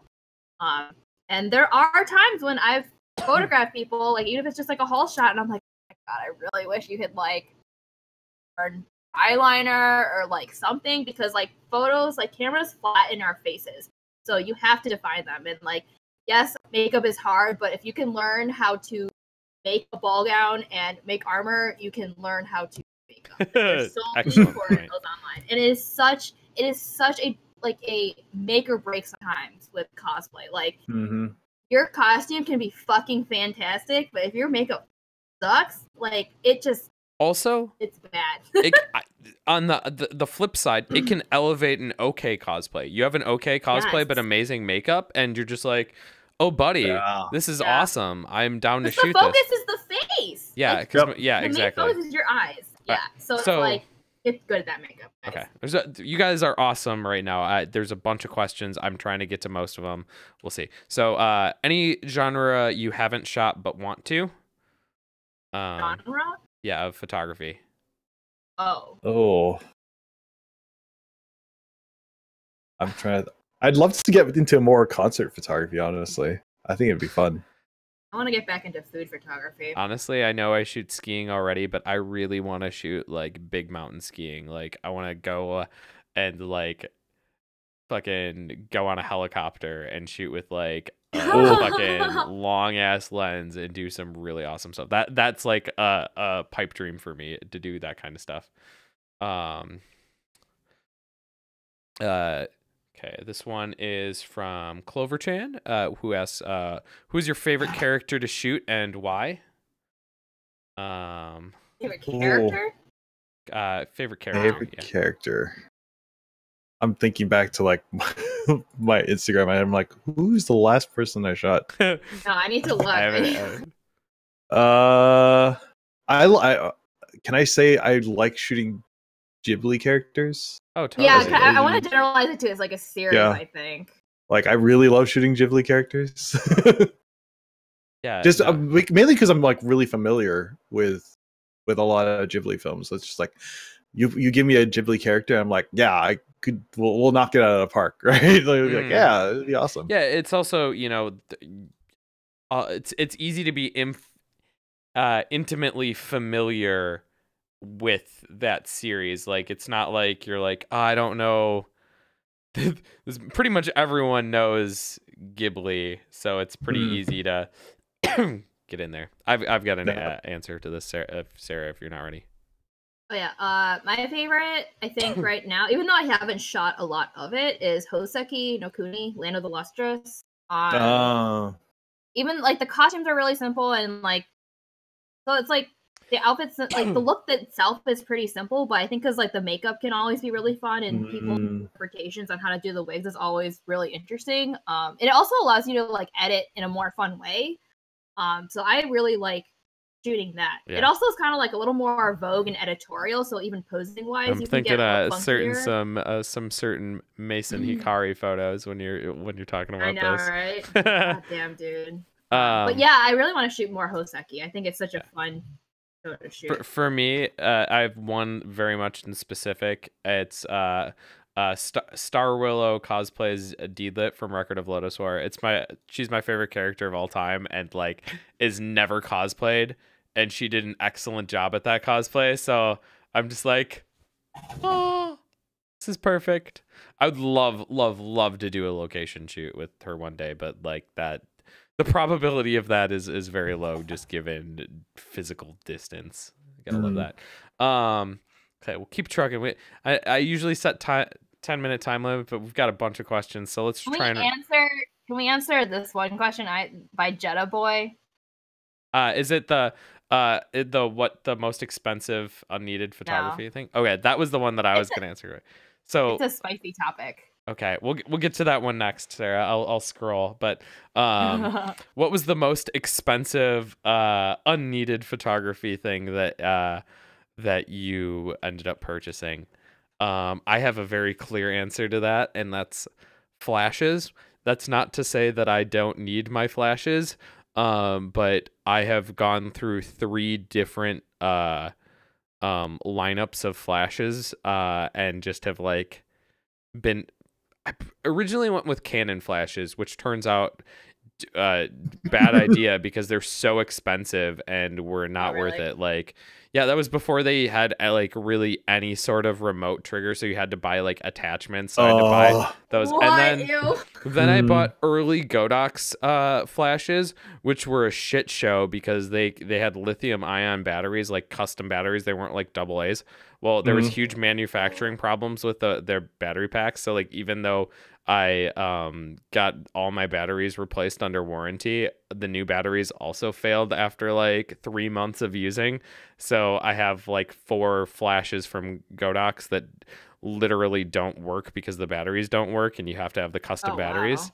So yeah, and now I eventually settled on super cheap Yongyos because I'm just like, hey, if these break, I don't care. So yeah, exactly. that's my answer to that. I've spent too much money on flash gear that eventually just either broke or went up not being used. So you guys got a question? Answer to the most expensive thing you've ended up not needing? I literally have 1 camera body and 1 lens. Yeah, so I was gonna say, Sarah, I know you kept things pretty tight. I've been through 4 camera bags.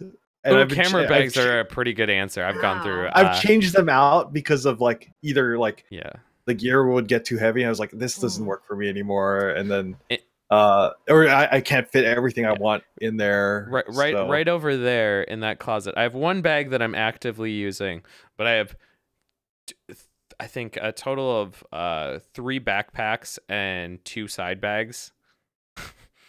So yeah, and I'm only using actively 1 for photography. Those bags are expensive too, man. Yeah, they're not cheap. That's the other part.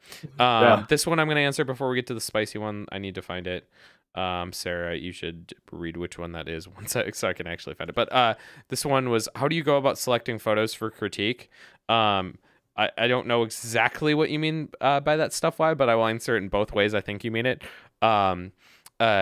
If you're asking how we select photos, if you submit a photo, it's in. Like, unless there's some very specific reason we would not put it in, it's in. Like, we don't get that many. Actually, it's become a problem a little bit to get. We're not like fully even hitting our max number of photos for every critique. So if you submit a photo, it's in. Or if you're asking how you pick which one you want to submit to us, then the answer to that is pick a photo that you want to learn what what you could do better on. Don't pick a photo that you're like super happy with and you're like, I nailed this photo. Haha. Yeah, they're like, this isn't supposed to be a showcase. This is supposed to be a learning environment.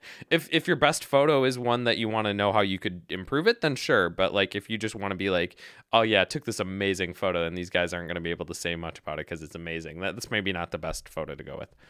Yeah, because you want to be able to learn from the critique. Yeah.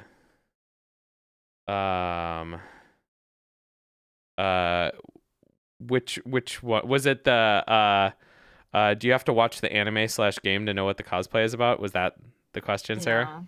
God damn it! What was the question? Sorry, there's a lot. It says, does the photographer? This is from Jetta Boy 0. They asked, does the photographer have the right to pick and choose the customers they want to work with, or it's a demand to agree and take anyone who wants to work with you? I heard some say, you are racist or sexist because you don't have clients in your portfolio in this body, shape, or skin tone, blah, blah, blah. Because first of all, it's 2019, so you know what? I'm going to say what the fuck I want. So... Get ready, boys and girls. It's time to buckle your seatbelts because we're in for a bumpy ride. Wait, let me go back up to the... Sorry. So, to answer the first question, does the photographer have the right to pick and choose the customers? Yes, they do. Because I think something that people forget is that, like, yes, this is a hobby, but, like, the services that we're offering is still in a professional manner. So, like, I do freelance web design outside of work. But as a freelance designer, like, me producing the thing that someone is paying me for, I can choose which projects I want to take on. So if, you know, like, if Crunchyroll offers me a project, of course, I'm going to choose that over a local, like, I don't know, gas station who wants a new website, because that interests me more. So yes, I think photographers have every right to choose what they want to shoot, because the other thing is like, I think we touched on this earlier, is if we are shooting something that, I mean, I'm just gonna speak for myself, but like, if I'm shooting something that I'm not into, like, the work is not going to be good, and then therefore the final product isn't going to be good, and therefore I feel like I'm giving something to my client who has paid me money, something that is really shitty. So, and that makes me feel like shit, and I don't want my client to feel like shit. So yes, photographers have every right to choose who they want to work with. And then they said, so you're racist. Okay, so here's Sarah. Is a so different... here's it's just, like, it's just gonna come off as really wrong. Whatever. It's hard. Whatever. I've already been called a racist, so it doesn't really matter. I've already reached rock bottom in this community, so whatever. Fuck it. So how? Because I think the problem that I have with this is that it is just so contradictory to what the community says. The community preaches, do what you love what you do whatever you want. Like, no one's telling you what to do. Okay, great. So why am I being called or accused something because I don't have X, Y, and Z in my portfolio? Like, I am doing cosplay and photography because I want to meet new people, make friends, and get better at my craft. I am not here to make a statement about social issues. Like, that is not why I'm in cosplay. Yes, social issues exist in the cosplay community, but social issues also exist in real life. So if I'm going to choose to exert any kind of effort about something that involves basic human rights, I'm going to do that in the real world. And as far as I'm concerned, my cosplay life and my real life they don't mix. So you don't know what I do outside of cosplay. You don't know what charities I donate for, who I am vouching for. Like, just because I don't do it in the cosplay community does not mean that I am, like, racist or whatever. I think a good way to put this is, like, your portfolio is not going to, like, we're individual people. Our portfolio is not going to be the same as insert clothing brand here that is inserted every specific demographic because that's what they're trying to do. Like, we're specific people dealing with other specific people. Like, That's not like, we don't have a marketing budget. We're not like, oh, I need to insert, oh, I'm looking through my portfolio, I see that I don't have this specific type of cosplay, I need to go to.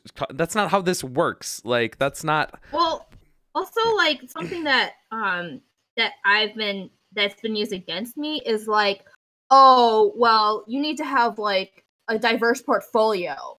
Like, okay, yes, but also I am not fucking like getting paid a full-time employee like salary or hourly rate for this. I am doing this for fun. I get paid at cons because I want to cover my hotel room costs. I am not making any kind of fucking money like in the bank for photographing people in costumes. And like if I was working for like Vogue, for example, and I'm applying to be a freelance photographer like on call for them, yes, I want a diverse portfolio because that is a professional setting and you should have diverse working in portfolio. This is not a full-time job. This is for fun. A diverse portfolio does not like,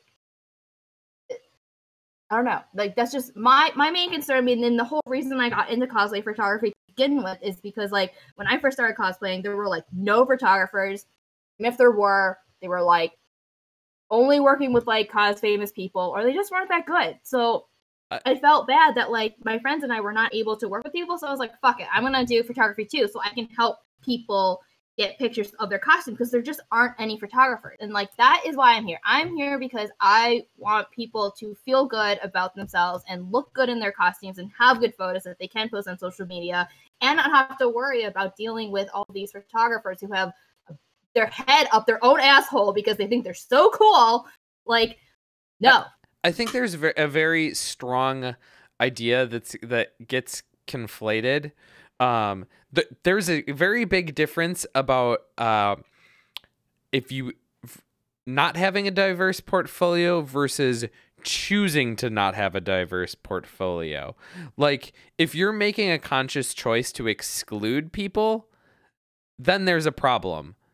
But if the natural outcome of how you've shot and who's approached you for photos and in general the demographics of cosplay and who is available in your area to shoot with and all of these things has resulted in a not diverse portfolio, that's just whatever. Like, it's not a thing. Yep. It's just it is. There's a big difference between that and being exclusionary. Yeah. And I think the problem is that some people believe that it is your job as a cosplay photographer to go out of your way to be incredibly inclusionary to the point of so much so that you're going against even the demographics of everything to make sure that you have a balanced portfolio in terms of demographics, which, as Sarah said, yeah, if this is a very professional job that you're treating this as, like, honestly, I just don't see cosplay ever being that, but whatever. Let's pretend for a second that it is. Then yeah, that makes a little bit more sense. But like almost all of us are pretty much hobbyists, and like this is just a fun thing we do, and like it earns us some extra income, but like in the grand scheme of things, this is not. Most of this is not our job. And even if some of us are professional photographers, sure as shit we're not making most of that money from shooting cosplay. Like, I would honestly say that the idea of a professional cosplay photographer is kind of a myth, because you can't make enough money from shooting cosplay alone to be a professional and have that be a source of income. Yet. So Nifty brought up an interesting point where, like, you know, if you're a con coverage person, yes, at that point, because you're doing it as a job, I mean, I think that's like the most professional thing I can think of is being con coverage. Like, you are being asked to highlight the convention's overall audience. And if you are very clearly only photographing the same people over and over again, or the same type of people, like, that's bad. Like, if I was a con coverage person, hell yeah, I'm gonna want a diverse portfolio. I want to show like how diverse cosplay community can be, like, you know, kids, adults, any kind of ethnicity. Like, whatever kind of costume. Like that shouldn't matter. So yes, I agree with con coverage that 100% should be diverse. But if we're like the three of us who just do it as like a hobby, like we're not obligated. And none of us. I mean, it do depends on who hires you out too. Like who Yeah. who comes to you. Well, for me, like I don't usually take any sort of like free shoots, I guess you could say. I don't pull anyone in particular unless it's just for a haul shot. And whoever decides to hire me, that's who's going to end up in my portfolio. Exactly. And that's what I've been lucky to get people who have wanted to hire me across a demographic and I mean that's just how it turned out for me. But it's not that I like exclude anyone or I think it when it breaks down, like you look at the cosplay community and who's cosplaying, and there is no official stats you could pull to get like a solid idea of demographics, but I think everyone who's been to a con has a pretty clear idea of what the demographics of this community are like. So pretending like we're going to have a very balanced portfolio, given how not balanced the demographics of the con scene are, is a little hard. And I think the hard part is we all understand how we don't all understand, but we can appreciate how difficult it is for some demographics in the cosplay scene. But just because that is a problem doesn't mean that it's a problem for a hobbyist cosplay photographer to solve. Yes, that's a really good way to put it. Like that's just unrealistic. Yeah, expectations. I think we went pretty deep on that one for a little while. So no, hopefully Sarah was ready to go in. She's like, I'm dumb. Yeah. 2018 was enough. Like, there was some shit that went down and it was really stupid. So I think the biggest thing is, I want to say. Go ahead, sir. Oh, is like it kind of goes to like the whole like photography. Like, no, I mean. Just don't go off of like whole bandwagoning culture just because a tweet has like 3,000 retweets and everyone, like do your research too. Like, are you getting on this because like everyone else is raging because this is like a social justice moment, or are you raging because you actually believe that this human is a shit? Because there are, do your research. Like, just because you don't have a certain thing in your portfolio does not automatically mean that you're bad at that thing. Also, friendly reminder that don't believe everything you read about people on social media, and because a lot of that shit can go whack real fast, and it's bullshit. I was talking about this on my stream, editing stream last night. Don't help. Cancel? Okay, Nifty brought up cancel culture. That's also shit. Like, the whole, like, whatever. Let's leave it at that. We've gone off on this for a while. Hopefully, you guys can take away some positive things out of that little rant we went on there, because I think there was certainly a fair amount of good bits there. And as with everything, just stop and think for a little bit before you do anything. Like, before you post anything, before you jump on it, just stop and think. And as a friendly reminder, people are complex, and just because something might seem let me restart that sentence. Just because someone might seem a specific way based on a very tiny bit of some, like, their portfolio or some very tiny thing that they did or something like that, just understand that people are complex and you don't have all the facts, so perhaps don't bandwagon on things. That said, there's certain things that you should believe in, and there's definitely a certain amount of terrible things that happen in the con scene, and we're not trying to undermine those at all, just to be absolutely clear. So just use your brain. I trust you guys. I said it earlier. I trust you, chat. You pulled through. There was a lot of great questions. We didn't even get a chance to answer all of them. Thank you guys so much for all of those questions, because you guys were on fire today. There was a ton of awesome questions in chat. So much so that like I could not follow like half the ones. I was like trying to read and process everything at the same time, and I'm like, so yeah, thank you so much, chat. Keep those in mind. We'll keep on doing Q&As. So like if you had an amazing question that did not get answered, I'm sorry that we did not get to it, but store that in your brain bank, and next time we will do that, and it'll be great. Okay, let's do some more critiquing. How about that, guys? That sound like a good idea? Yo, my brain is like on fire. you're just like Jenna, what you do, man? Jenna. Okay, cool. Let's talk. Lit a fire underneath Sarah's butt, and she's like, Okay, let's do this. Okay, this next photo is from Skylar Hicks, or PTK Photography, and since you've got such a fire under your butt, Sarah, I think you should start off with this one. I mean that's literally just the game plan here, Sarah. It's not like I'm actually going off course here and being like, no, you're doing this one. Snow. I know. I love that this snow photo. I'm a sucker for this. I was like freaking out yesterday. My school had a snow day, and I was like frantically trying to contact a couple like people, be like, snowshoe, but no, nothing came through. So oh my god, Mallow, holy shit, I'm done. Go ahead, Sarah.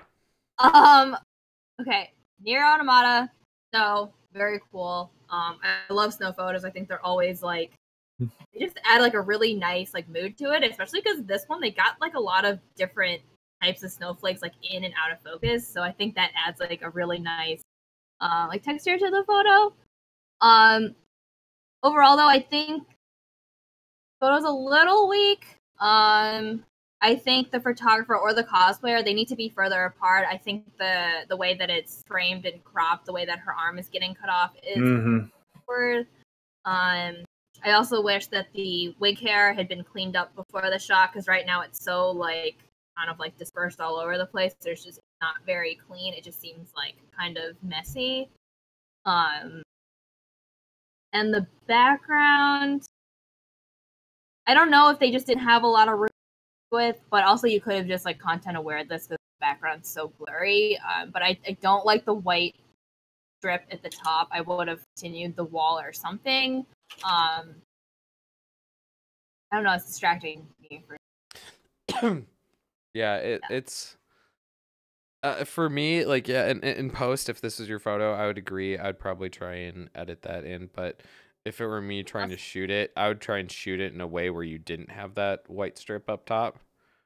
Either that or you've got snow, lean into the white. I'd try and have a even more white background. You've got a cosplayer with one a or black, the other. Yeah, you've got a cosplayer with a mostly black outfit, so they will pop out against white really well. So yeah. Because I think like it's really cool that they had such. This is the other weird thing. Like snow can be really hard to photograph in, depending on the type of snow that it is. And like this snow is actually really really nice. It's like fresh. Like it's falling. Like, yeah. And it's big flakes, because oftentimes those little flakes just don't even get captured. So yeah, I just think like overall it's a little weak in terms of like composition and pose. And I think like again the cosplayers like overall look could have been cleaned up a little bit before the shot was taken. Yeah. Mallow said something, and it's kind of interesting, is the skin tones are nearly identical to the brick, which she's right. At the same time, I think maybe just you change the brick a little bit. I don't have a problem with the skin tone all that much.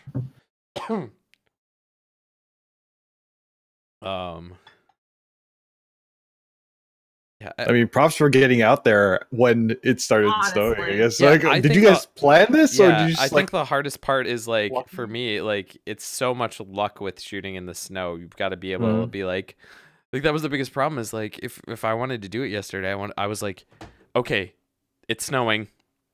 Okay, got it. Oh, no one. It's happening. No one. Happening. Okay, that's fine. That's fine. This is fine. In general, I also think a big thing with this, and I had mentioned this previously in a shot, is when you're shooting natural light, pay attention to where your light direction's coming from, and try and pose the cosplayer based on the light first and then background second. And Okay. usually try and in general, I think, to me, lighting on the subject is probably like the top number one aspect of a photo. I mean, there you can do really well in other aspects to make up for poor lighting on a cosplayer, but if you nail the lighting on the cosplayer, chances are everything else is like, even if like the background's just okay, it'll be like you have great lighting on them. And like right now, the light direction's kind of, it's fine, but I think I would turn the cosplayer around the other direction, and then the light looks like it would have fallen on them a lot nicer. Clover Chan in chat, it was snowing and so cold. I believe that. One of my I have one successful shoot in the snow, and it was it was with my wife cosplaying, and that shoot lasted 10 minutes before we were just like, nope, no, too cold. It was like probably like 18 degrees though, so it was just like no.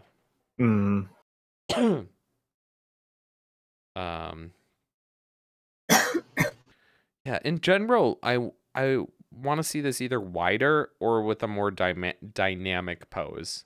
Mm-hmm. Yeah, one or the other. Like push her back, or a photographer take a step back so I can see more of the scene too, and then more of the costume. Yeah, Maybe the outfit's cool. I know there's someone that I'm friends with that I know freaks out every time you cut an elbow off in a photo. So that was what I was thinking of when I saw this image. I'm like, they cut off the elbow. Come on. Yeah, the cut off is a little weird. Yeah.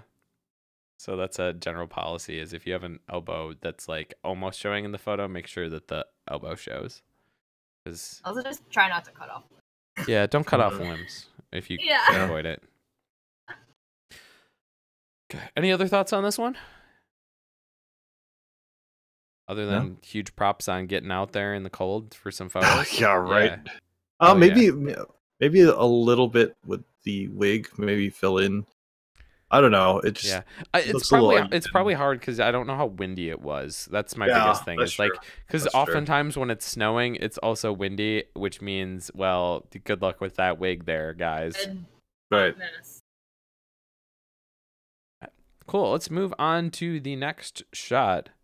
And this one is from Conmom or Alex. And I love this shot. LA, you're starting off, but like, I fucking love Princess Tutu. So pretty. All right, going straight up, the first. I love the photo. Just straight up, I love the lighting. I love the location. What I probably would have done is make her maybe take a step a little bit to the right of the photo, so that she's a little bit separated from the similarly colored column. I like the column that it's there. Yes. But I would definitely give it a little bit of separation. Exposure is beautiful. Like, it's just fantastic. As far as like the color is concerned, I mean, it's just perfectly white balanced. I mean, it's gray brick and black. And for the mood of the photo, I wouldn't change it at all. Perfect. No, would not change a thing. Yeah, I mean, I think the biggest complaint I have would be just like, I would pick her up and put her a little bit further away. I know. I feel the exact same way. I either want her on the right, or I want this shot without the pillar. One of the two. I like the pillar, but I could go either way with it. Something interesting that Oki Cosplay said in the chat was she'd maybe like to see this shot a little lower, which lengthen the legs a little bit. Oh yeah. I would agree with that, because I think just the nature of this kind of cosplay shortens her legs a little bit. I fucking love the lighting in this shot, though. I know, the lighting is so good. It's so pretty. It's so perfect. Krehi from Princess Tutu is like up there as like one of the top cosplays I want to shoot.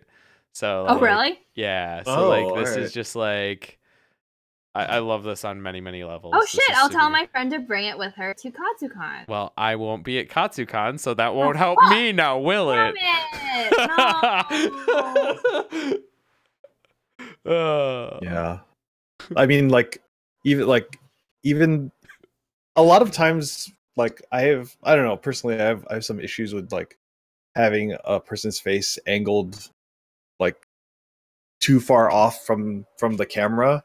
So even with her face up, it's just so good. I would Yeah. worry about if we brought the camera down, we would lose her face too much.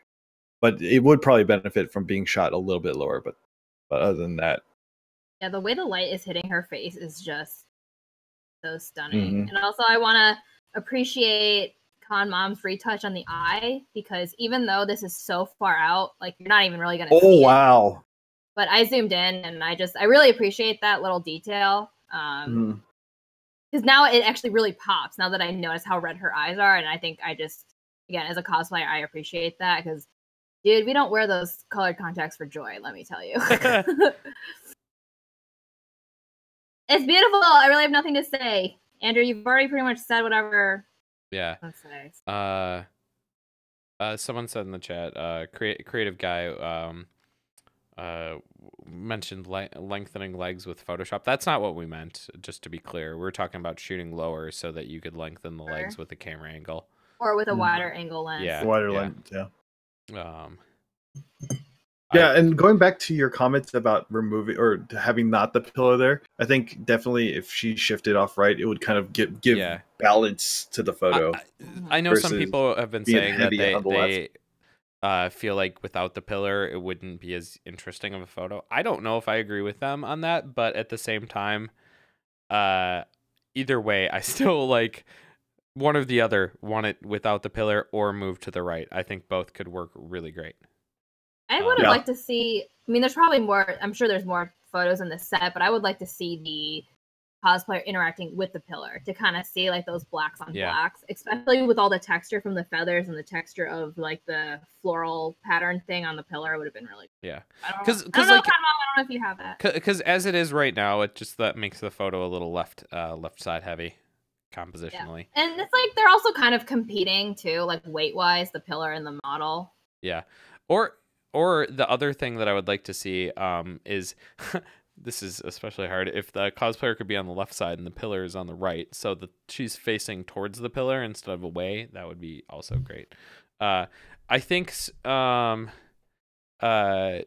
me, I imagine some ballet people might have problems with this photo, but I am not one of those people, so I don't give no shits. It looks great. Yeah.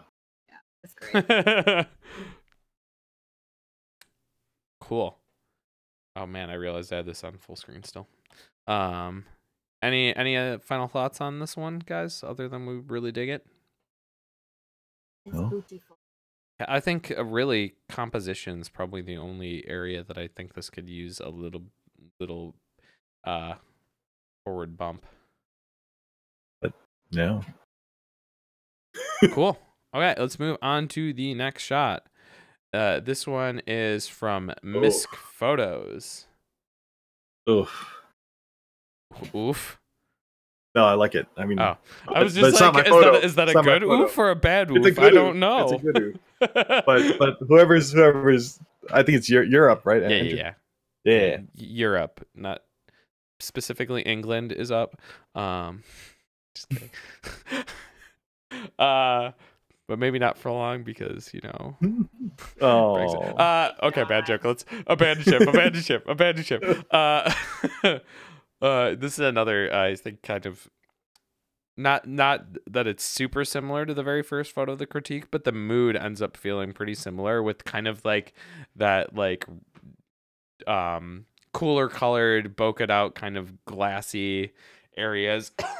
I really think the mood of this shot is pretty solid. I like the color grading, the greens in the background playing off the greens in the cosplay. It just feels very cohesive. That said, My biggest problem with this shot has to do with the overall lighting of the image and how it's kind of hitting the face of the cosplayer. I think you could fix this a lot by if the cosplayer's head, instead of turned towards the glass, was turned the opposite way. Because you can see the lights coming from that top right area. So if you turn the head the other way, the light would be falling on their face a lot nicer. And I think you'd then also manage to probably get a little better catch lights in the eyes as well. I think this is also a candidate. I don't know how much retouching was done on this photo, but I feel like I would, if there was retouching done, I would like to have seen it taken just a little bit further. There's some areas specifically where I feel like it could have used a little bit more retouching.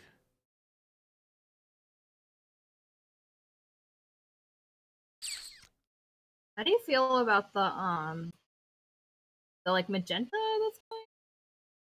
I don't know.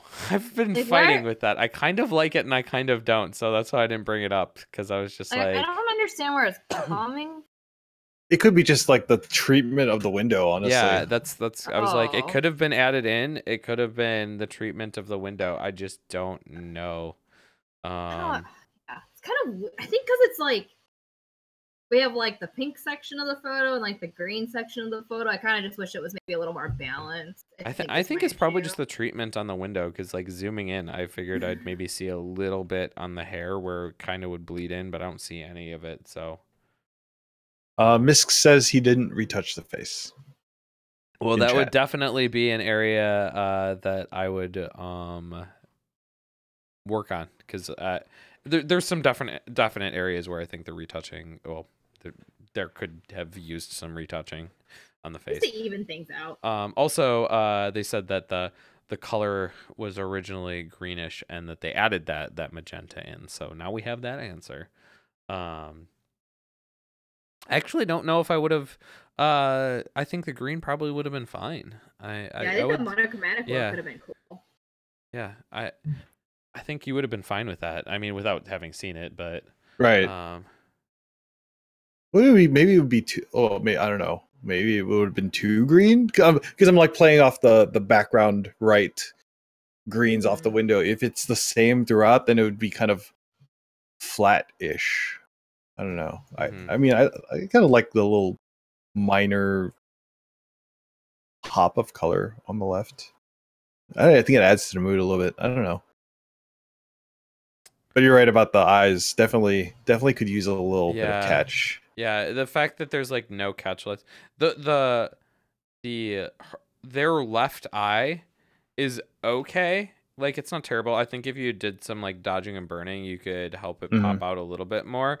But their right eye is just too dark. It's like so hard to read anything. Yeah. No.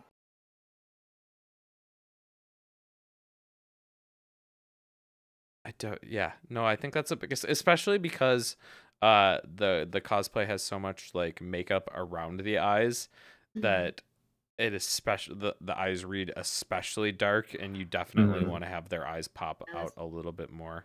Yeah. Yeah, maybe just a little dodging in there would have definitely helped. Mm-hmm.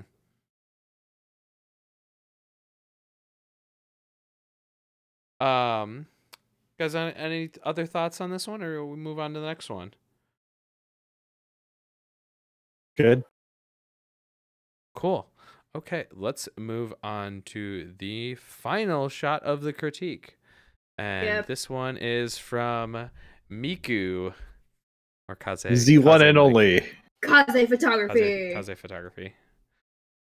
Who, I don't know if he's still here. Hopefully he is. I know I saw him He earlier. might be asleep at this time. He was probably in bed. What a loser. He goes to work early. Okay, and Sarah, you're taking us away for the final image. Beth said to roast her because she's the Ochako in the photo. Because but it was something I was gonna bring up anyway. But okay, but first let's get down to the positive. Typical Kaze photography. This is really beautifully lit, and the way that he's capturing the sun is just like so warm and glowy, and the backlight like isn't too harsh or too blown out. Like I just love the golden feel that it's giving the photo, and it's even working with the greens. Like normally I'm not for these greener like yellow greens, more yellow greens. This is kind of blue green, but he somehow made it work really well. And I really like how I don't know if this was like the plan, but I like how the backlight works for the cosplayers because they're actually popping from the background really, really well. Yeah. Whereas sometimes when you do backlight, it's like too much. Yeah. So overall, like color grading is really beautiful. The mood is really cool. The poses are great. That floppy, like what the hell? Like it's so good. Like that jump looks so good. I don't understand. Like I feel like whenever you jump in a photo, it's just so stupid. But yeah, no, the fact that they nailed it in a way, I think the one thing that could have made this photo even neater is if they did kind of like a composite where it looked less like they were jumping and more like they were floating and like had like a chair supporting them and then edited out the chair. You know what I mean? Those kind of floating photos. I think that could have elevated this photo even further. Well, because I can't tell if it's supposed to be Ochako touching like Suchan and then she's floating, or if it's Suchan jumping because she's a frog. No, I think it's entirely that she's floating. Like that's where my mind immediately goes with that. I mean, yeah, because my first thought was that she was jumping because she's a frog. That was kind of actually my first thought. I wasn't. Yeah, I don't know. I mean, I think it can be read both ways, but I would have liked to see a more float. Yeah, I think if okay, well then let me say this: if it is meant to be that she is floating, I would like to have seen it where she looks like she is actually really floating versus jumping. Agreed. That said, if she's jumping, then wow, this is maybe one of the best looking jumps I've seen. She's definitely jumping. Well, obviously, yeah, but like, also she got some. So good. She got some hops. Yeah. Kicking those. Yeah, but the one thing that was really bugging me about the photo is actually has nothing really to do with the photography, but we're like Beth did not iron her goddamn costume. Come on, Beth. Poor Beth. Also, it's Miku. So Miku, it's your spubba. You gotta iron that digitally. Come on, man. Iron that shit. You have a duty. You have a duty. Yeah. So yeah, I mean, iron. Okay, iron your shit. So nitpick here, and this is obviously if you weren't gonna spend the time taking out the digital iron or like in post ironing, quote unquote, you weren't gonna do this. But also, this bothers me is that the colors of their uniforms don't match. I know they don't match. I know. Oh yeah. And that would be the other thing that I would do is that shouldn't actually be that hard because they're pretty close. So like you just pull the color from one of them and paint it on another. Exactly. Yeah. Like it shouldn't be that difficult to transfer one to the other. So yeah, that was another thing. But like I said, if you weren't gonna smooth out the uniform, you definitely weren't going to color match them either. All right. It sucks. Moving on. Yeah, I think but it makes up for it so much. Just but like it's the color grading on the shot's great. Just the overall like everything feels cohesive, and because you've got the tans and the greens in the uniform, and then you've got the golden colors and the greens in the background. Like it's just like such a strong overall color theme. That and just like kind of we talked about storytelling photos earlier, and I think this does a great job. Like it's a very pretty photo that also does storytelling. So like, yeah, it's awesome. Yeah, there's nothing distracting in the background. It's just such a pretty photo, and I think they nailed their expressions too. So it's just no. I mean, not much to complain about. If I really had to complain about something, but this is just me. I don't know if you guys do this. I always like to remove light posts and stuff in the background. Like but even then it's so blurry that it's just like that's just me trying to find something. Yeah, exactly. No, I agree with you. Don't worry. We have we call that going to nitpick town. So yeah, I would agree with you. I would also have probably photoshopped that light post, but but that is a very nitpicky thing, so I'd agree. Mm-hmm. The other things that I would say are very nitpicky that I would have probably tried to Photoshop out is there's kind of like in the foliage, there's like kind of right above where Fruppy's jumping is there's kind of like a line in the foliage. Yeah. Which is a little weird. I don't know. I would have Photoshopped it could be anything. People walking through that area or just not growing in that spot. Yeah. It's funny because I just wanted to mention this. Creative guys kind of talking about like being a minimalist with editing, and that's if you're looking for people with attitudes on minimalist editing, we at least. I can't really speak for LA, but I know for Sarah and I that ain't our bag. We're going hard on the editing. So. Oh, I actually I tend to we talked about this on your stream the other day about like going too deep as far as editing, and then when you pull back, you're like, no one's going to notice this. Yeah. No, we I think then collectively we are all people that go really hard on the editing. So that's what we're going to nitpick and stuff. So, and in general, I think a lot of times it can provide for better photos. So, yeah. I think for a creative guy though, I'm all about that clean editing style. I mean, Con Mom's photo is a perfect example of that. Like that was just so stunning. Like I think any kind of severe color grading would have just that shot. Yeah. But I think I think you can still do clean grading, like editing with this photo, but like having the uniforms match, like that just kind of comes down to having like cohesive like model subjects. I think it depends what you're going for with the photo. Are you trying to represent the cosplay exactly as it is? Then if that is the case, then yes, that is not, I think almost always what we are trying for is an artistic endeavor. We are not trying to capture things exactly as they are. We are trying to create a scene with characters in it. And I guess what I'm trying to say is like you can still like take a lot of time to edit. So like for example, again, the uniforms to make them match, but still have it seem realistic. Yeah. No, I get what you're saying. I think maybe his problem is like, oh, that's the way it was in real life, so we shouldn't be editing that because that goes against what is in reality. I don't know if that's truly the perspective. That's kind of what I was taking in.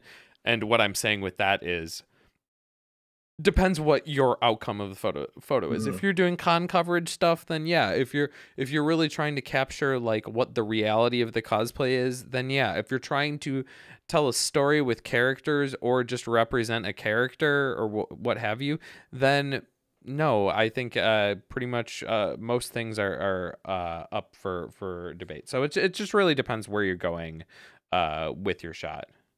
Artistic perspective, if you will. Yeah, exactly.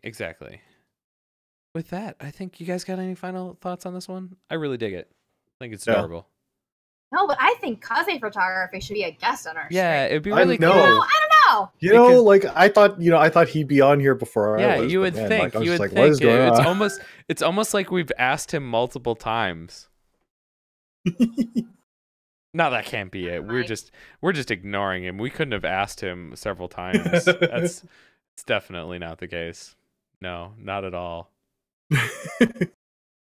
Someone clip this and send it to Kaze Mike. You're like, hey Mike, they're talking some shit. They're talking shit about you, Miku. Mike sucks. That's right, Miku. I'm talking shit. Shit. No, everyone go love Mike. His photos are so good. Yeah, no, you're not a real photographer until you guest on Cosplay Photo Critique. That could not be further from the truth. But peer pressure. And with that is the last photo of the critique. Hey. And now we guest starring my wife in a robe in the background. um, thank you guys so much for watching, and huge thank you to LA for being on as our guest. Thanks for having me. So I really appreciate it. It's LA, fun. where can people follow you and keep up with all of your different work? If you'd like to catch me on Twitch, I've been in chat spamming all the sorts of emotes as the Hunger Service. I cook on Twitch, though. I don't do photo editing too much. I sometimes dabble on it on stream, but for the most part, I don't. But other than that, I've got one really great recommendation, though. If you follow the Hunger Service, do not watch him if you're hungry, because then it's just pain. Because his food looks so delicious, and you're just like sitting there, and you're just like, I was kind of hungry, but now I'm really hungry. That's my job. I deliver the hunger. I don't deliver the food. Yeah, it's literally called Hints in the name. It's literally called the Hunger Service. But other than that, you can find me at im-photography.com for my website, and X Instrumental on Instagram. Because everyone has the name I Am Photography, it's impossible to get I Am Photography. So really? Oh my god. X Instrumental on Instagram. Other than that, I mean, you probably won't find me anywhere else other than Instagram nowadays and my website. Okay. I'm going to ask Sarah, where can people find your work? They already know, but say anyways. Hold on. You can find me on Instagram and Twitter. That's it. Fuck Facebook. Yeah, forget Facebook. So sorry, my wife's backup was running, so it was killing the frames because of upload there, and I'm just like shit. Oh. Okay, final things.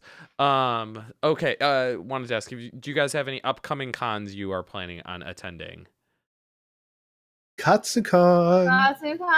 I will not be at Katsucon, sadly. However, I will be at Anime Milwaukee. So if you're in the Wisconsin area and not going to Katsu, that's where I'll be. But there you go. Pretty much everyone will be at Katsu instead, because they're the same weekends.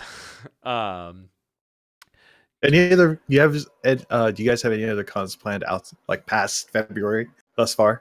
I literally only have Anime Central planned out. That is the only con that I am for sure going to.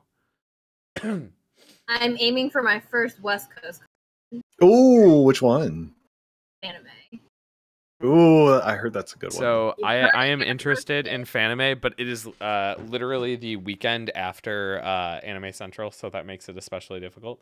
No.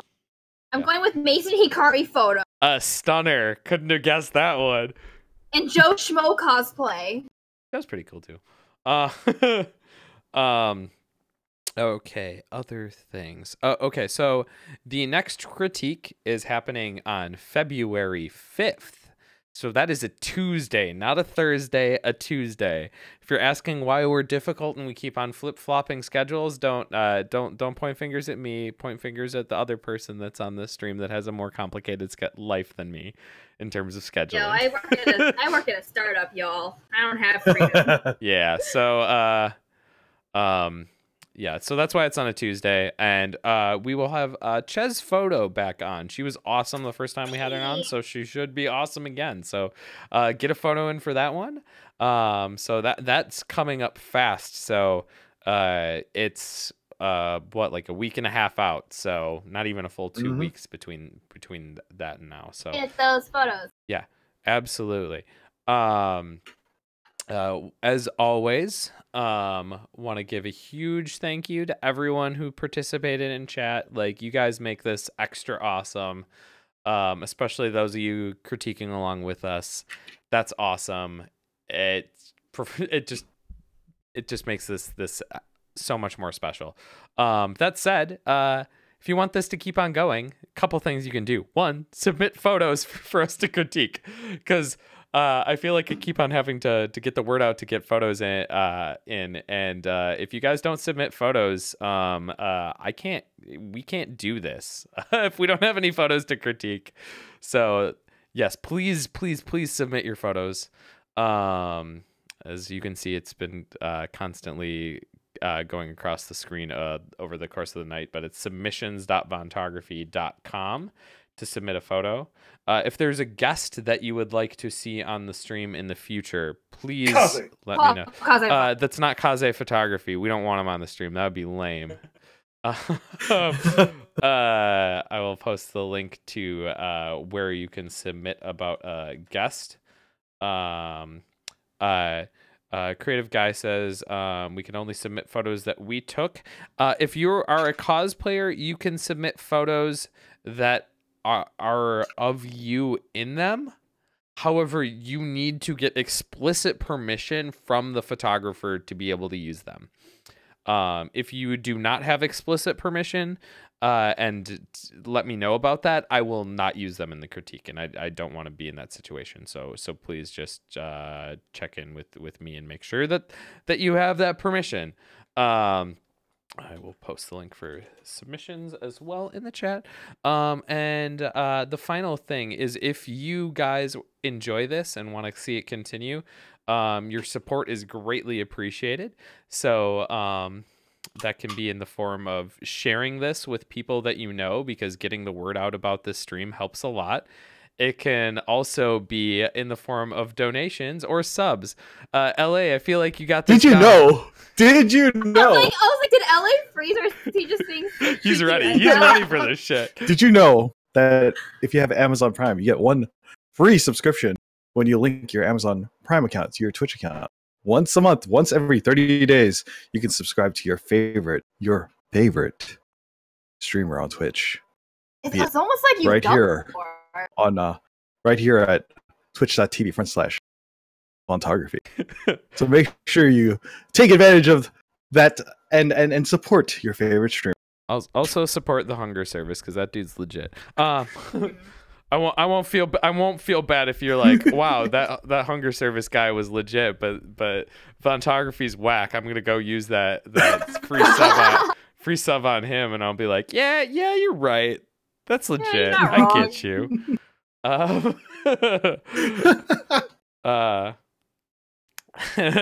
Arlie, my dad's Amazon Prime gonna subscribe to you then. Hell yeah. Use your parents' Amazon Primes. Hell yeah. Nice. Just think of it as you're just throwing away money that you could be using on your phone. Absolutely. Exactly. If you have Amazon Prime and you aren't you're not sticking it to Amazon, the man. Yeah. You're not sticking it to the on, man guys. at Amazon. You're not sticking it to Jeff Bezos, all right? So okay. So with that, I think we are going to wrap up. Let's see. I keep on forgetting every time that I should probably host someone or raid someone at the end of these streams, because I never think about it. So let's check. Let's see. I think I have a friend that is streaming right now. So yeah. So you guys down to raid Hikiko Murray. She's a cosplayer and she's amazing. If you go back in time and you think of the original like amazing Twilight Princess cosplay from like many years ago, that was her, and she is currently working on some cosplay stuff. So all right, let's go give her a raid if I can remember how the frick to do this. And how to spell Hikiko Murray. Right. Okay. HIKK, right? Yeah, it's MURI or MORI? It's HIKIKOMURI. Okay, I'm gonna click that raid button, and we're gonna be good to go here. Oh, okay. And I think okay. And now we can click that raid now button and see you guys over there. Thank you guys so much for being here. Have a great night. Bye. Bye.